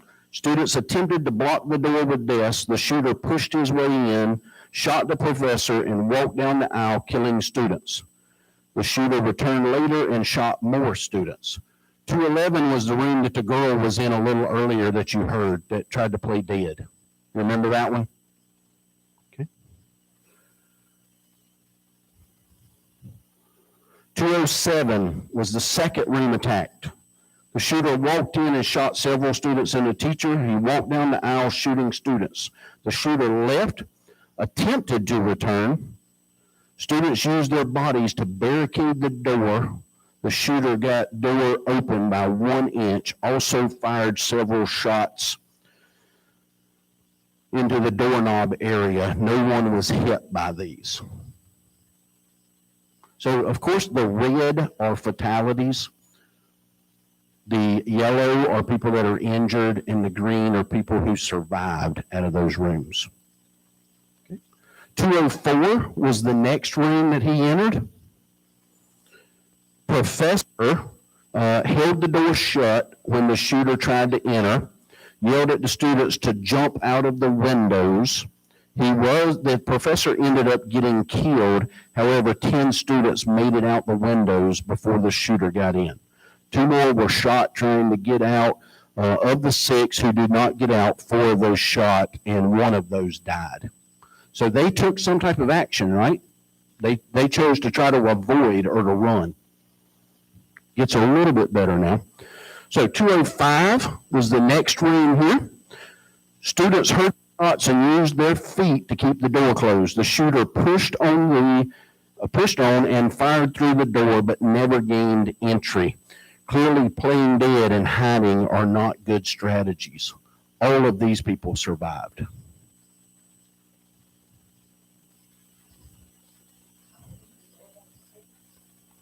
I don't know exactly how long that took, but this is one of those cases to where he did chain the doors, which did hamper the response. An officer, and I'm not speaking for them, but they're running to an active assailant here. They don't have all of those tools with them, to overcome, chains and locked doors in a lot of cases for that. Anything to add? Are you okay with that? Is that fair? Absolutely. The stuff like that we tend to carry in the back of our patrol vehicles. So we wouldn't typically, when responding to an active assailant, have that. So we'd rely on the first responders to let the rest of them know, hey, bring this. Right. So these were the casualties. Of course, you've probably done some of that math already, but 206, 211, 207, 204 was a little bit better. Remember, they evacuated most of those out a window, and then 205 put a very good defense, or they denied him entry into the room. Oh, Lord. She asked how many people were killed altogether, and I don't know. Let's see. Yeah, unfortunately, I don't have that. I'm sorry. So now let's talk about when the police do arrive. Y'all brought up a very, very good point there. Follow commands. Okay. Show your palms, and I'm going to let law enforcement add anything else to that. Don't make any motions or movements that would be threatening. You've got to understand they're on kind of high alert right now. There's already been some bad things happening, so we don't want anything else to happen bad from there. Go ahead, Billy. Yeah, absolutely. What Scott said, when we respond to a call, the way we're trained here in North Carolina is we go towards the gunfire, right? So if we actively hear gunfire happening, that's where we're headed. Everybody. So again, like with Carthage, everybody in the county is responding out, every agency. You're going to see Sheriff's Office, Southern Pines, Carthage, Aberdeen, and you may have the rookie who just got out of field training, or you may have the 30-year veteran getting ready to retire, and anywhere in between. So whether it's that rookie who's amped up or that 30-year veteran, we're looking at your hands, right? So hands up, because the hands we're taught are what can hurt us, right? They're going to hold the weapon or assault us in some form or fashion. Follow all directions that are given, whether, usually we'll probably be telling you to get out of the way, while we're watching you, and going towards the gunfire. I think you'll talk about those that are injured, right? What could that be mistaken for? Yeah, don't hold anything in your hands. Okay.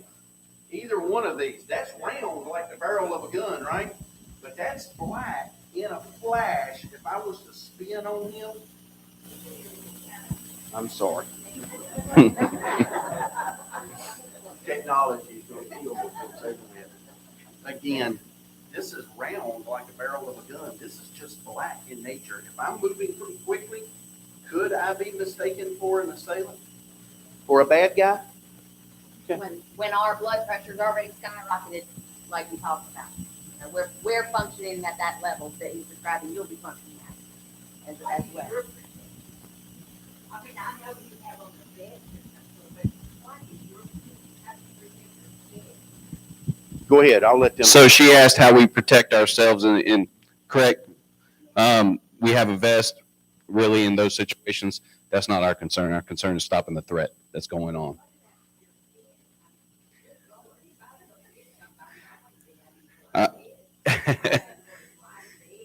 Well, we're hoping they're a bad shot then if they're able to get a shot off, right? So I know some people probably say I have a big head, but when you compare, it to the size of my body, it's pretty small. So hopefully they're not a great shot if they're able to get off a shot. But hopefully we're getting to the threat and we're getting off shots before they're able to get them up, towards us.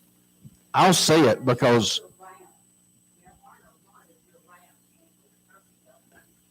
we appreciate that. Nor do we want to get shot. she said there's not a lot around and we need to keep the ones that we've got. And they can't really say that, but our law enforcement partners, they take an oath when they get this. They go into this open-minded. They've been educated and they know the risk associated with this. And so they do run into, a bad situation where we're running out of it. It's much like our firefighters. I've been in a house fire one time and I've done everything I could do to get out of it. And then we've got a dozens and dozens of them who put themselves into harm's way to go into those situations every day.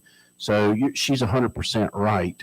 But they don't have a tremendous amount of protection other than their training. They have a vast amount of training, and we do as much exercises and training that we can to keep them kind of at that tip-top shape.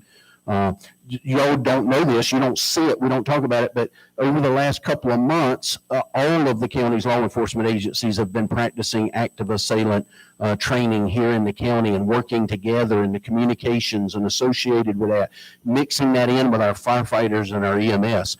Over the next 2 days, Thursday afternoon and Friday morning, we've got a national speaker coming in to speak to all of our fire law enforcement and EMS 911 professionals to try to help them get a little bit better understanding. So we do a lot of work to prepare for these situations.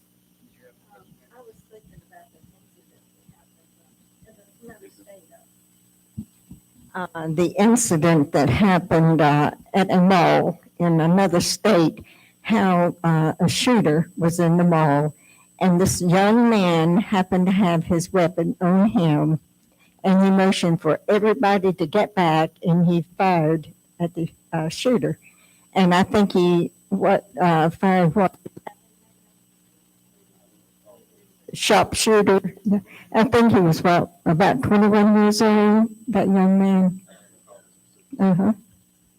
Yeah, that particular incident was not very long ago, and that was one of those situations to where an armed bystander did happen, and we do hear about those occasionally. Yeah, I hear that question, like I just identify an assailant, because I've seen the same man in Harris Teeter twice with a gun on his hip. And by the time I'm seeing him, he's conducting business, and so he's normal, he's okay. But I don't know anything about the gun laws, like, is that okay to have that in? If someone walks in with a long gun, is that okay? Right now, I just have to gauge the behavior because I don't know the gun laws. And but I'm assuming these people that you're talking about today, they start shooting right away. But what if they didn't? And some people see them and they think, well, that's okay because he's carrying a legal firearm, and then they become a perpetrator. What are the gun laws? Well, obviously, that'd be a long discussion, right? But people exercise their Second Amendment right all the time, and open carry is legal in North Carolina, as is concealed carry under, as long as they go through their the proper training, they get their concealed carry license, and then they act within the law. Of course, we're always, this is typically you don't see stuff like that. So yeah. What authority do we have? Same as any law enforcement. Well, first responders encompass everyone, right? So it encompasses law enforcement, fire and EMS. We're all under that umbrella. Right. We're all under that umbrella. Correct. Good. So law enforcement's focus is to stop the killing. Like he said, they're going to the gunfire. Okay. Honestly, it sounds kind of bad, but they're going to step over people. They're not going to stop and be able to render aid. As long as there's active gunfire, there's still a active threat, and they're going to deal with that. We're going to get our paramedics and our firefighters in to be able to help the injured. So I just want you to understand that. And then they will help us do this evacuation. As soon as they handle the threat, then we can get in and begin to take care of those that are wounded. And that's one thing that we do special training of. This is just a quick video about when police arrive. Are you ready? If you're not cool, I'm not walking a bit. Sir? Go. Walk to that deputy, keep your hands right with him, all the way to that deputy. I don't know how well you can hear that, but somebody is not following commands. So he's instructing them. They got to put their hands up. They got to be cool to follow his directions and to lead them out to safety. Relax, everyone. Try to relax. I'll take a bullet before you do. That's for damn sure. Just be cool, okay? So some of them were listening, had their hands up, clearly visible, and others were not. So he couldn't move them until he had everyone's attention in directing that. So we mentioned a little bit about medical, but we have our firefighters and paramedics specially trained to go into those, what we would call warm zone situations where there's not active gunfire. And law enforcement leads us in to be able to evacuate those people. We can't leave them in there until this scene is secure. So we have to depend upon law enforcement to kind of handle the threat so that in other places we're able to get firefighters and EMS in to be able to evacuate those injured. One thing that you can do, and we don't have time to do it today, I'm going to run out of time as it is, but you can find this on the internet pretty easy, but there's a program called Stop the Bleed, and we've done that in our schools and at our college, but there's ways for you to learn how to control hemorrhage if you were ever to put into one of these situations. It's called Stop the Bleed. I also want you to kind of think about the mental trauma associated with this. Not just for you, but for the rest of your family or anybody that's involved in that. And we do need to develop critical incident stress management plans to deal with that. Anytime we have a bad situation, we provide special counseling and support for our law enforcement, fire, and EMS partners, but we don't normally do that for the citizens in the county. So we have to try to direct them to some type of a support program to deal with their personal issues. You'll notice that we didn't name any of those assailants. That is intentionally. So many of them that for the fame associated with it, so we don't want to provide that. We will provide you with just a couple that you have seen already or scenarios that you've seen already. This is Victoria Soto. She's a first grade teacher at Sandy Hook, and she died during that shooting. This is Angela McQueen. She's a physical education and math teacher in Illinois, and she actually tackled the subject and disarmed him. Okay, so not a very large lady that you can tell, but I think she used her emotions as aggression to be able to handle that situation. She was not going to allow her students to be harmed during this process. So we've talked a lot about active shooters events and disaster response, a lot about avoid, deny, and defend. We use that Virginia Tech case scenario to be able to do that. I'd like to do two more things with you. One is I'm running out of time. We got about 15 minutes, and I have a video that's about 11 minutes that I would like to for you to watch that kind of summarizes everything that we just done. But I want to cover just a couple of personal safety-related tips. that was one thing that we were asked to try to do with this, is a little bit beyond this active assailant. I just want to hit you with a couple of things to think about as you leave here. But criminals are using techniques like this as distraction techniques, that they're trying to get you off your game, that you're not thinking, that you're not looking around, that you don't have situational awareness. This is just something as simple as a, what do you call those ties? Zip tie, a zip tie around their rear view mirror or their side mirror. Okay. Now, some people that would bother them. They would want to, why is there a zip tie on my mirror? So they're looking at it and trying to figure it out. What are they not doing? Looking around and paying attention to the person that's coming up behind them. Okay. This is one where they've done it to their windshield. They've zip tied their windshield wipers together. This is super glue on a doorknob so that you can't get your key in there. Okay. These are distraction methods. This is zip tying two vehicles together there. Now, that's not going to stop you if you were to get in and drive away. But how many of you see that would stop and try to figure that out and really pay attention to that situation and kind of lose grasp of your situational awareness? This is another trick of letting the air out of your tires. Okay. Little things like this you've got to be aware of. If you were to come out and see something like that, let's say you went to the grocery store or went shopping or something, you come out and something like this was done, what action would you take? Get back inside the store where there's people at and there's lights and there's some safety, and call 911, and then we'll send an officer out and they'll help you through this process. Okay, and they'll help figure out what the process is. And y'all probably heard some of these scary type scenarios that have happened. These are some others. It's things like a note on your windshield, under your windshield wiper. Something that gets you to stop and read it before you might get in, or you get in and then get back out because you see a note. A car seat out in the middle of a parking lot. How many moms out here want to know if there's a baby in that car seat?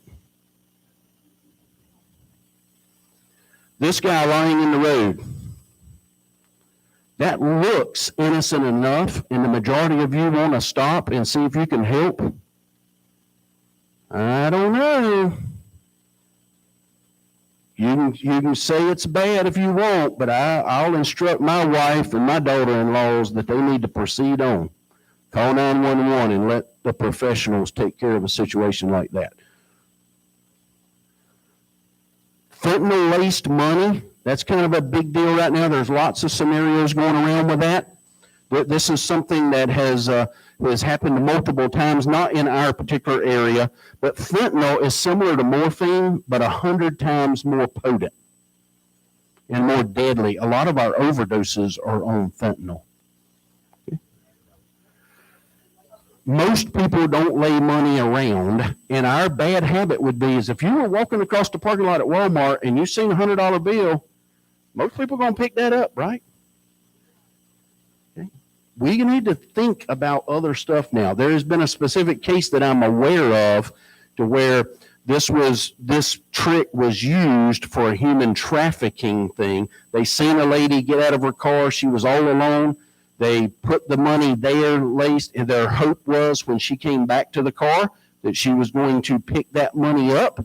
She would get in her car. That's when the fentanyl would take effect because it's absorbed through the skin. Whenever that happens, then they would have her. She would be defenseless, and they would be able to, abduct her. So think about that. There was another case to where it was just a dollar bill, and a lady picked it up, got in the car with her husband. It was in a convenience store parking lot. Picked it up, got in the car with her husband, and then had the side effects associated with an overdose, and he called 911, and she ended up being fine, but it was due to the fentanyl being on the dollar. It's something that we would normally pick up. So we've got to think about that now, that that's not an acceptable practice. I'm sorry? Yeah, it's a powder. It's a powder. And it shows that it says just 2 milligrams of fentanyl can be lethal according to the United States. I don't know how many of you are aware of that. But just this week, law enforcement towards the coast, I can't remember exactly what county it was now or what city, arrested 2 drug dealers, whatever, They got it on them and ended up three law enforcement officers went to the hospital for these overdose situations just by touching these guys and putting them in handcuffs. And they still do. Yet, and veterinarians use it to put horses to sleep and so forth. I mean, it's a drug, and it's a very powerful drug. Kind of a new thing now is tracking devices. You may have heard of this or not. There's a couple of different brands. Not specifically a brand, but there's one called AirTags. There's some others called Tile, but they're able to put those on vehicles and track people from their home. This is usually what happens is you get in your vehicle and you get some type of alarm that comes up on your phone that says something like an AirTag found moving with you. The location of this AirTag can be seen by its owner, which means I could see it if I'm the one that put it there. I'm the owner for it. So would you go home? No. Go to the police department, okay? Go somewhere safe so that you can do that. If you're not near a police department, call 911 and explain what's going on with this. But those are the situations of how people are tracking that. Y'all got anything to add? Sorry. Making sure you understand, this is not your phone. This is that little tag that can be dropped in your car, in your purse when you're inside the grocery store, anything like that. That is not your actual phone. Your phone or your car may be acknowledging the Bluetooth in the area, but that is a little tag, literally a tag that can be dropped anywhere. This is one that's stuck on your gas tank lid there. It's just like a magnetic. There's one that's stuck behind a license tag. There's one that's stuck up under a fender of a vehicle behind the tire. So somebody can literally walk by, stick one of these devices on your vehicle, and then they can follow you home.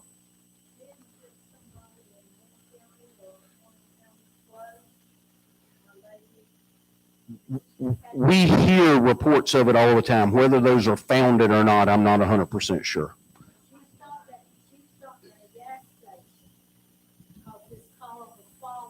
Right.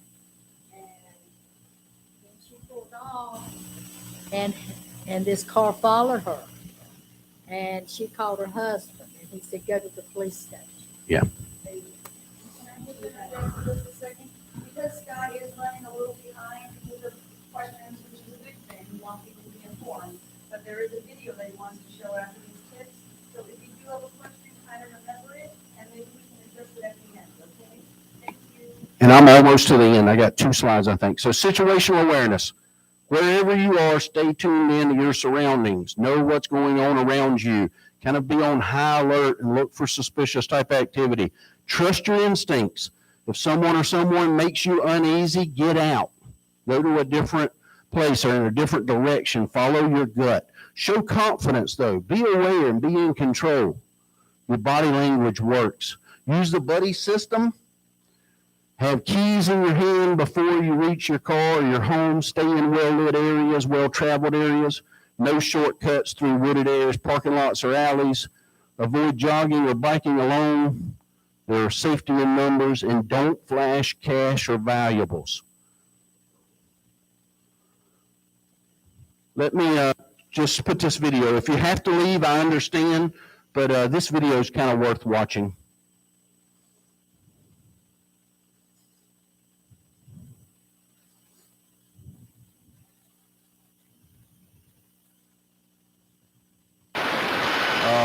Sorry. If I had my glasses, it would help.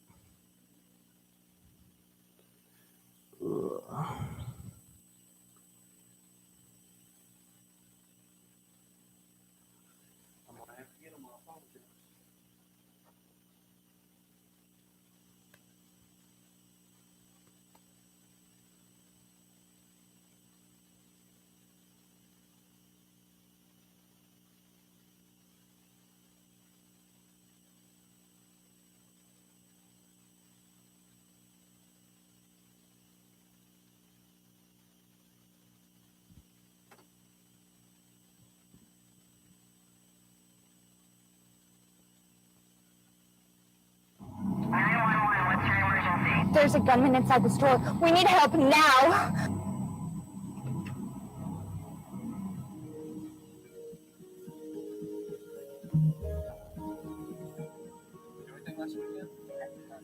Very nice, wasn't it? Kind about is the new system enhancement. What's going to be the solution by the time we? All right, thank you. Appreciate it. I actually think he's got he's got a truck. I don't know if your daughter would be interested.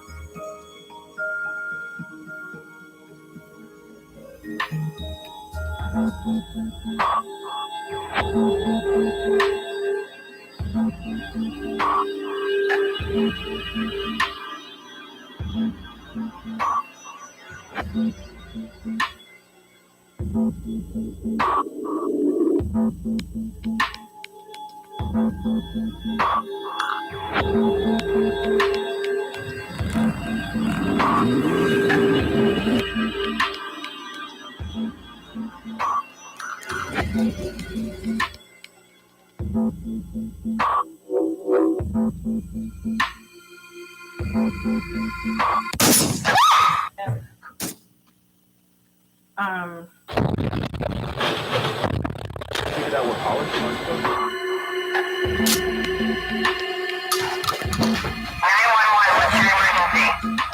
We need help. There's a gunman inside the store. He's shooting the place up. We need help now. Issues that we found. Okay, Emily, see what that is. See what's going on. Just let us know what you find out.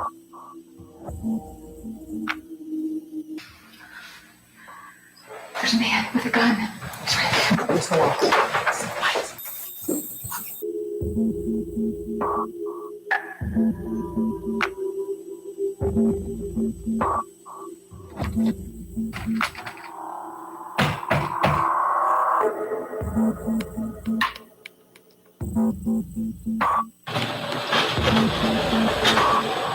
Right county. There you go. You're safe for that. There's a guy with a gun shooting. Look. James, what do No, look.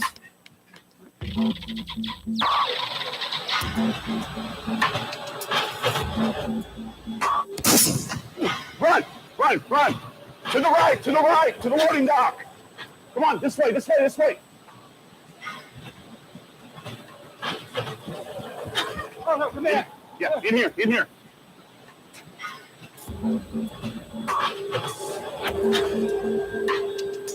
The government's coming. What are we going to do? We're going to have to defend ourselves. I can't do this. You're going to see your daughter tonight, okay? We are all going to go home tonight, all right? We have a right to defend ourselves.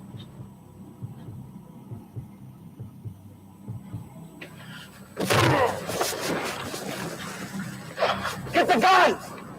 Get the gun! Hey! Hold him down, hold him down!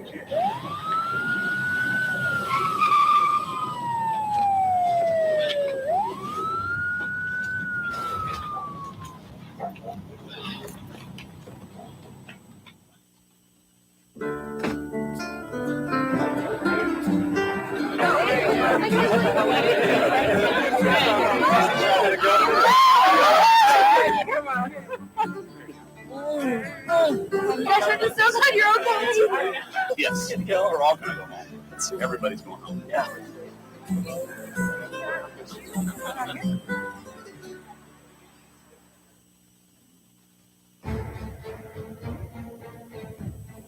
If you ever have the misfortune to be in an active shooter event, you deserve to survive. In our research, we have found that the actions that potential victims take during these events are critical to their survival. We have identified 3 options that have proven effective in many events. These are: avoid the attacker, deny the attacker access to your area, defend yourself. It is a personal decision, but you have a right to do so.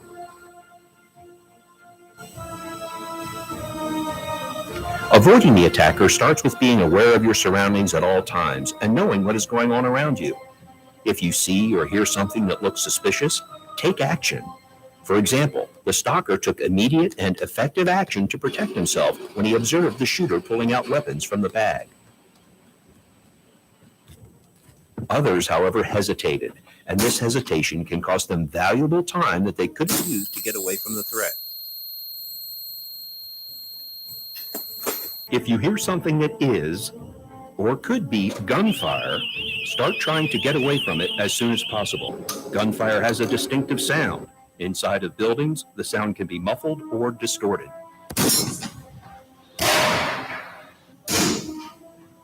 A single loud bang could be a person dropping something, or even thunder.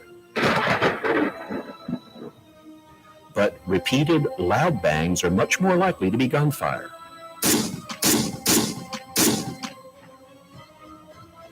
Additionally, look at the reaction of others. Are they startled or scared? Are they running? What are they saying? Any one of these events individually may create denial, but when put together should create a heightened awareness and stimulate an immediate response. It is important that you know how to get out. The situation will be chaotic and rapidly changing. In general, you will want to go to the nearest exit.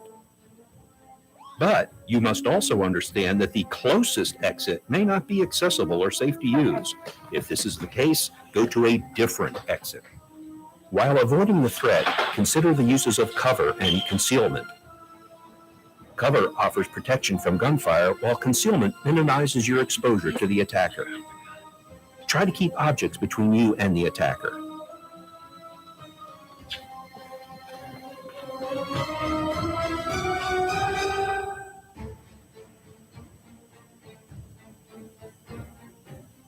If you can't avoid the attacker, sometimes the best option will be to deny the attacker access to your location. In many locations, this can be accomplished by closing and locking a door, such as they did in the meeting room. Locking the door has proven effective in many attacks. If the door does not have a lock, you can place heavy objects in front of it. Remember, barricades work best if the door opens toward you.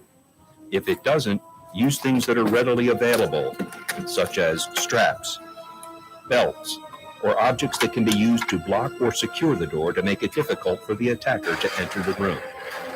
This may at least slow the attacker down and give you time to identify alternate means of escape, such as adjoining rooms or windows. When attempting to deny access to your location, you want to make it appear that there is no one in your area. Lock doors, turn off the light, silence your phones, and get out of sight. Your attempt to deny the attacker access to your location might fail. The gunman's coming. What are we going to do? We're going to have to defend ourselves. Have a backup plan about what you will do. In many cases, this may be to defend yourself.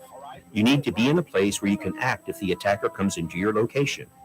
In most rooms, you will line up against the same wall that the door is on, near the door so you can react, but not directly in front of it.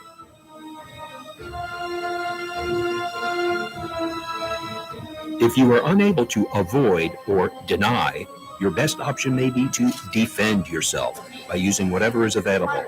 In a situation where someone is attempting to kill you, you have the legal right to defend yourself. Attack weak spots such as eyes, throat, and groin. Fight to the best of your ability and do not quit until the attacker is stopped. Get the gun! This is what the workers in the warehouse did when they were unable to avoid the attacker and felt their lives were in immediate danger.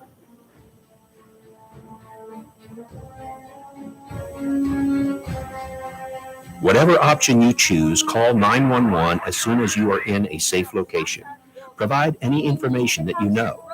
The operator will ask you a lot of questions. If you don't know the answer, don't guess. Just say you don't know and only state the facts. I'm not sure. There's 3 of us in the room. We're on the... This would be a complex situation, and we can't tell you what you should do in every case. What we can do is provide you with information about the options that we have found to be most effective for surviving these attacks. The ultimate choice is yours. What you do matters. Avoid the attacker. Deny access to your location. Defend yourself. Law enforcement will be entering a chaotic scene with limited information. Their first priority will be to stop the threat to your safety. The police may not know where or who the threat is. Listen and comply with their commands immediately. Put it down, sir. Put it down. Both of you on the ground. Police are trained to look at people's hands to assess threats. Do not have anything in your hands that could be perceived as a weapon, such as a cell phone. Show me your hands, sir. Show me your hands. Move to us. Everybody, keep your hands up, please. Walk out the door. If told to do so, stay where you are and do not make sudden movements. Again, follow all commands.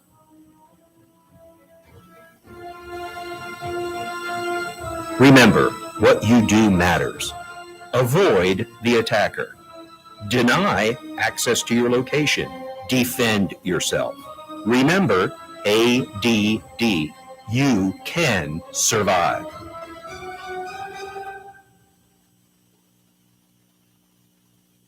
I leave you with 2 or 3 little personal safety devices. All of these cost less than $10.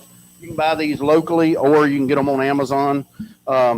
This is a little, makes a lot of noise. So if you were scared, you can easily pull this. And, that's going to bring a lot of attention to your area so that everyone would pay attention, would most likely startle and scare off a potential attacker.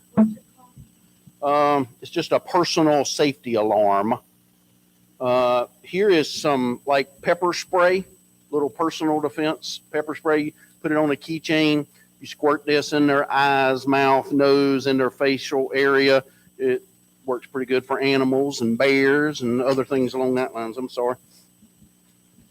This is one that kind of makes the hair stand up on the back of my neck, but I bought this, the pepper spray and this as a kit. And this is a, and I'll take volunteers if anybody'd like to get shocked out of it. But Scott's not going to be one of them, okay? Yes, you can buy that.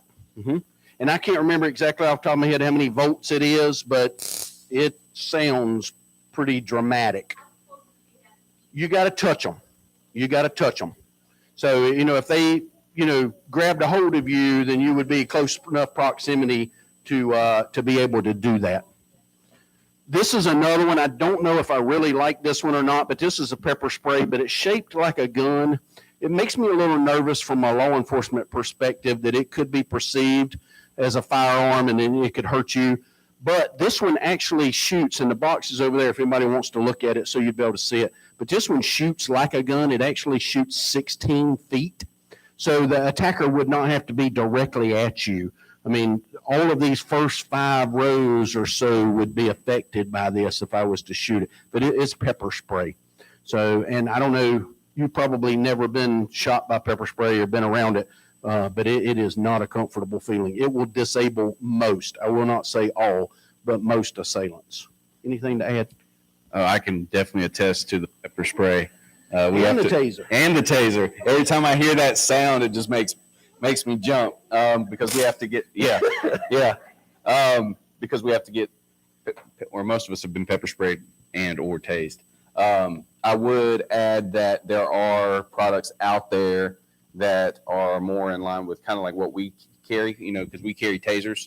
The vast majority of agencies around here carry tasers, which have 25-foot lines with we'll say darts, just to, for an example, that come out and they incapacitate the subject for a given amount of time, right? So the personal ones that you can buy incapacitate the suspect longer because they are intended to allow you to get away, right? So you deploy the device, 20, 30 seconds gives you plenty of time to get to your car, get inside a building, get wherever you need to get, other than right there. You know, there are other plenty of stun gun options again, but you have to get right up there and touch them, you know, to be able to use that. So, but that's it. We thank you very much. We hope that you got something out of this, and maybe we'll see you next time. Thank you very much. Thank y'all.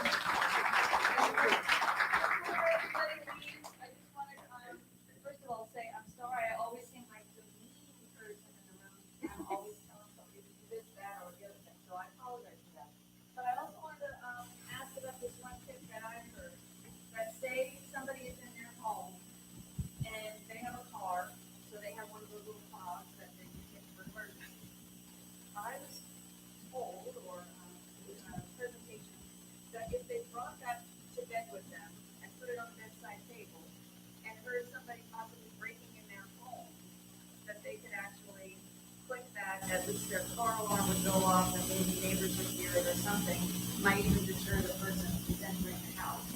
Is that something that's still doable? I would say it's a great option, and anything that would, Gather attention and startle an assailant. I would say if you're going to use that tactic, that you have that conversation with your neighbor. Hey, if you hear this in the middle of the night, I probably need help. You know, the worst that happens is the police come and you're like, I accidentally hit it. Sorry. You know. I was just thinking of the people who are like extremely frail and they live alone, and that could be at least one thing that could help. Absolutely. Well, thank you guys for coming. Thank you for giving great information, you two, three.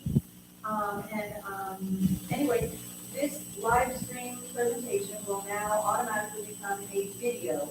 So if there is a friend or a neighbor or a family member that you want them to see this presentation, at least you can go to our YouTube channel and it will live there forever now. So I really thank you all for coming. It was great information provided by you guys. I thank you for your time and everything that you guys do. Please stay safe. And thank you so much. Thank you. Thank you. We'll be up here for a while if you have any questions or anything.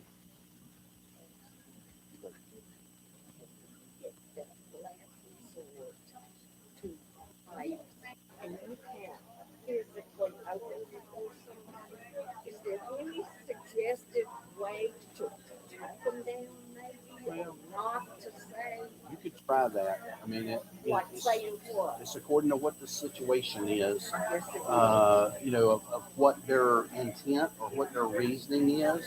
I mean, you could you try to get it personal and say, look, you know, I've got kids or I got people that depend upon me. I'm not saying none of that would work, but I'm not saying it would work either. You know, absolutely. Thank you. You know, if you have to fight, think about something, you know, hitting them or something. That lady that was in the school meeting like that, she just kind of hit him in the back. I mean, you need to hit him with a chair or a stick or a bat or a computer or something, you know, of substantial weight that, you know, a frying pan.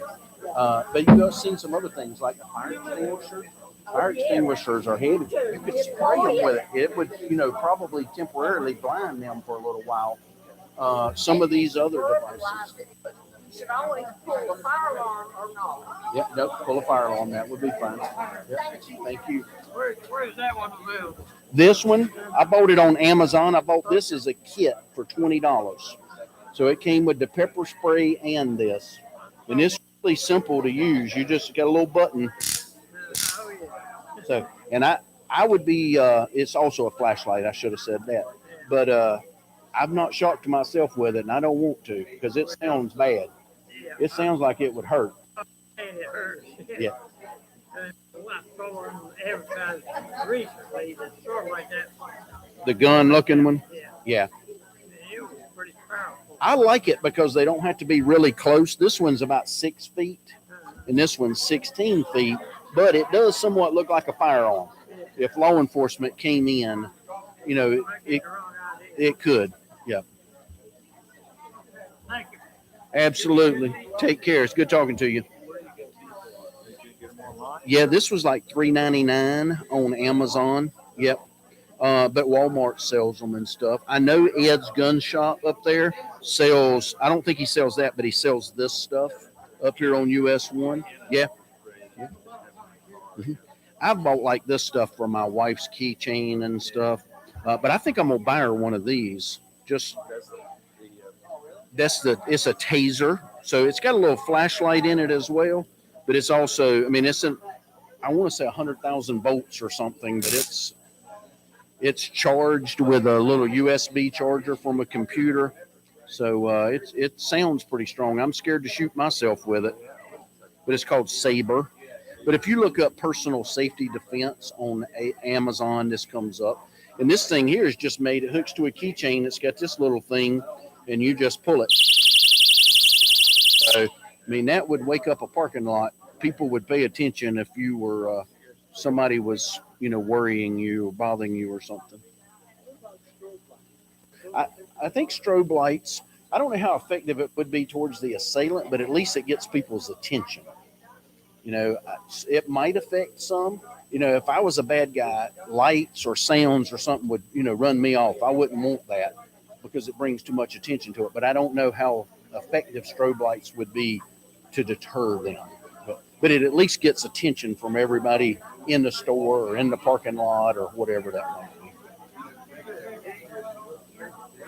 Yeah, that if they, like she said, they'd have to grab a hold of you or be close.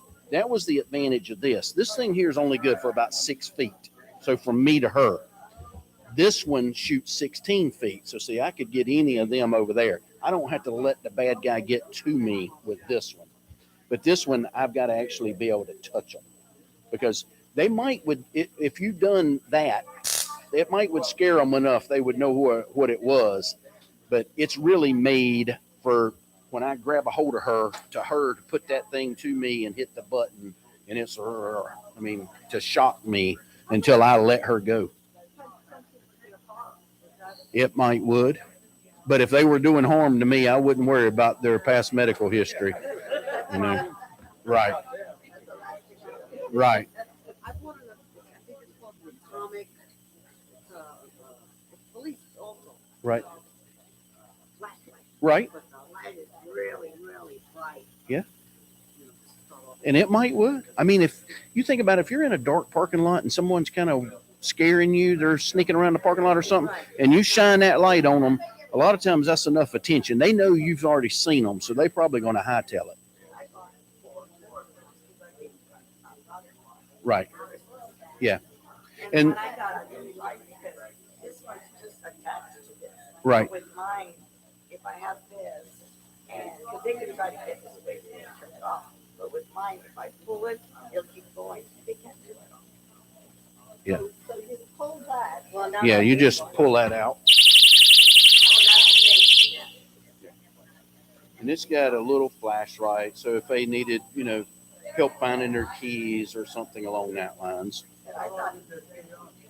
This, I don't, probably so, maybe longer than that. I honestly don't know. I just bought them as examples for here. I would say, I mean, it's according, you know, if they had the TV on or something next door, maybe not. But, you know, if it's right.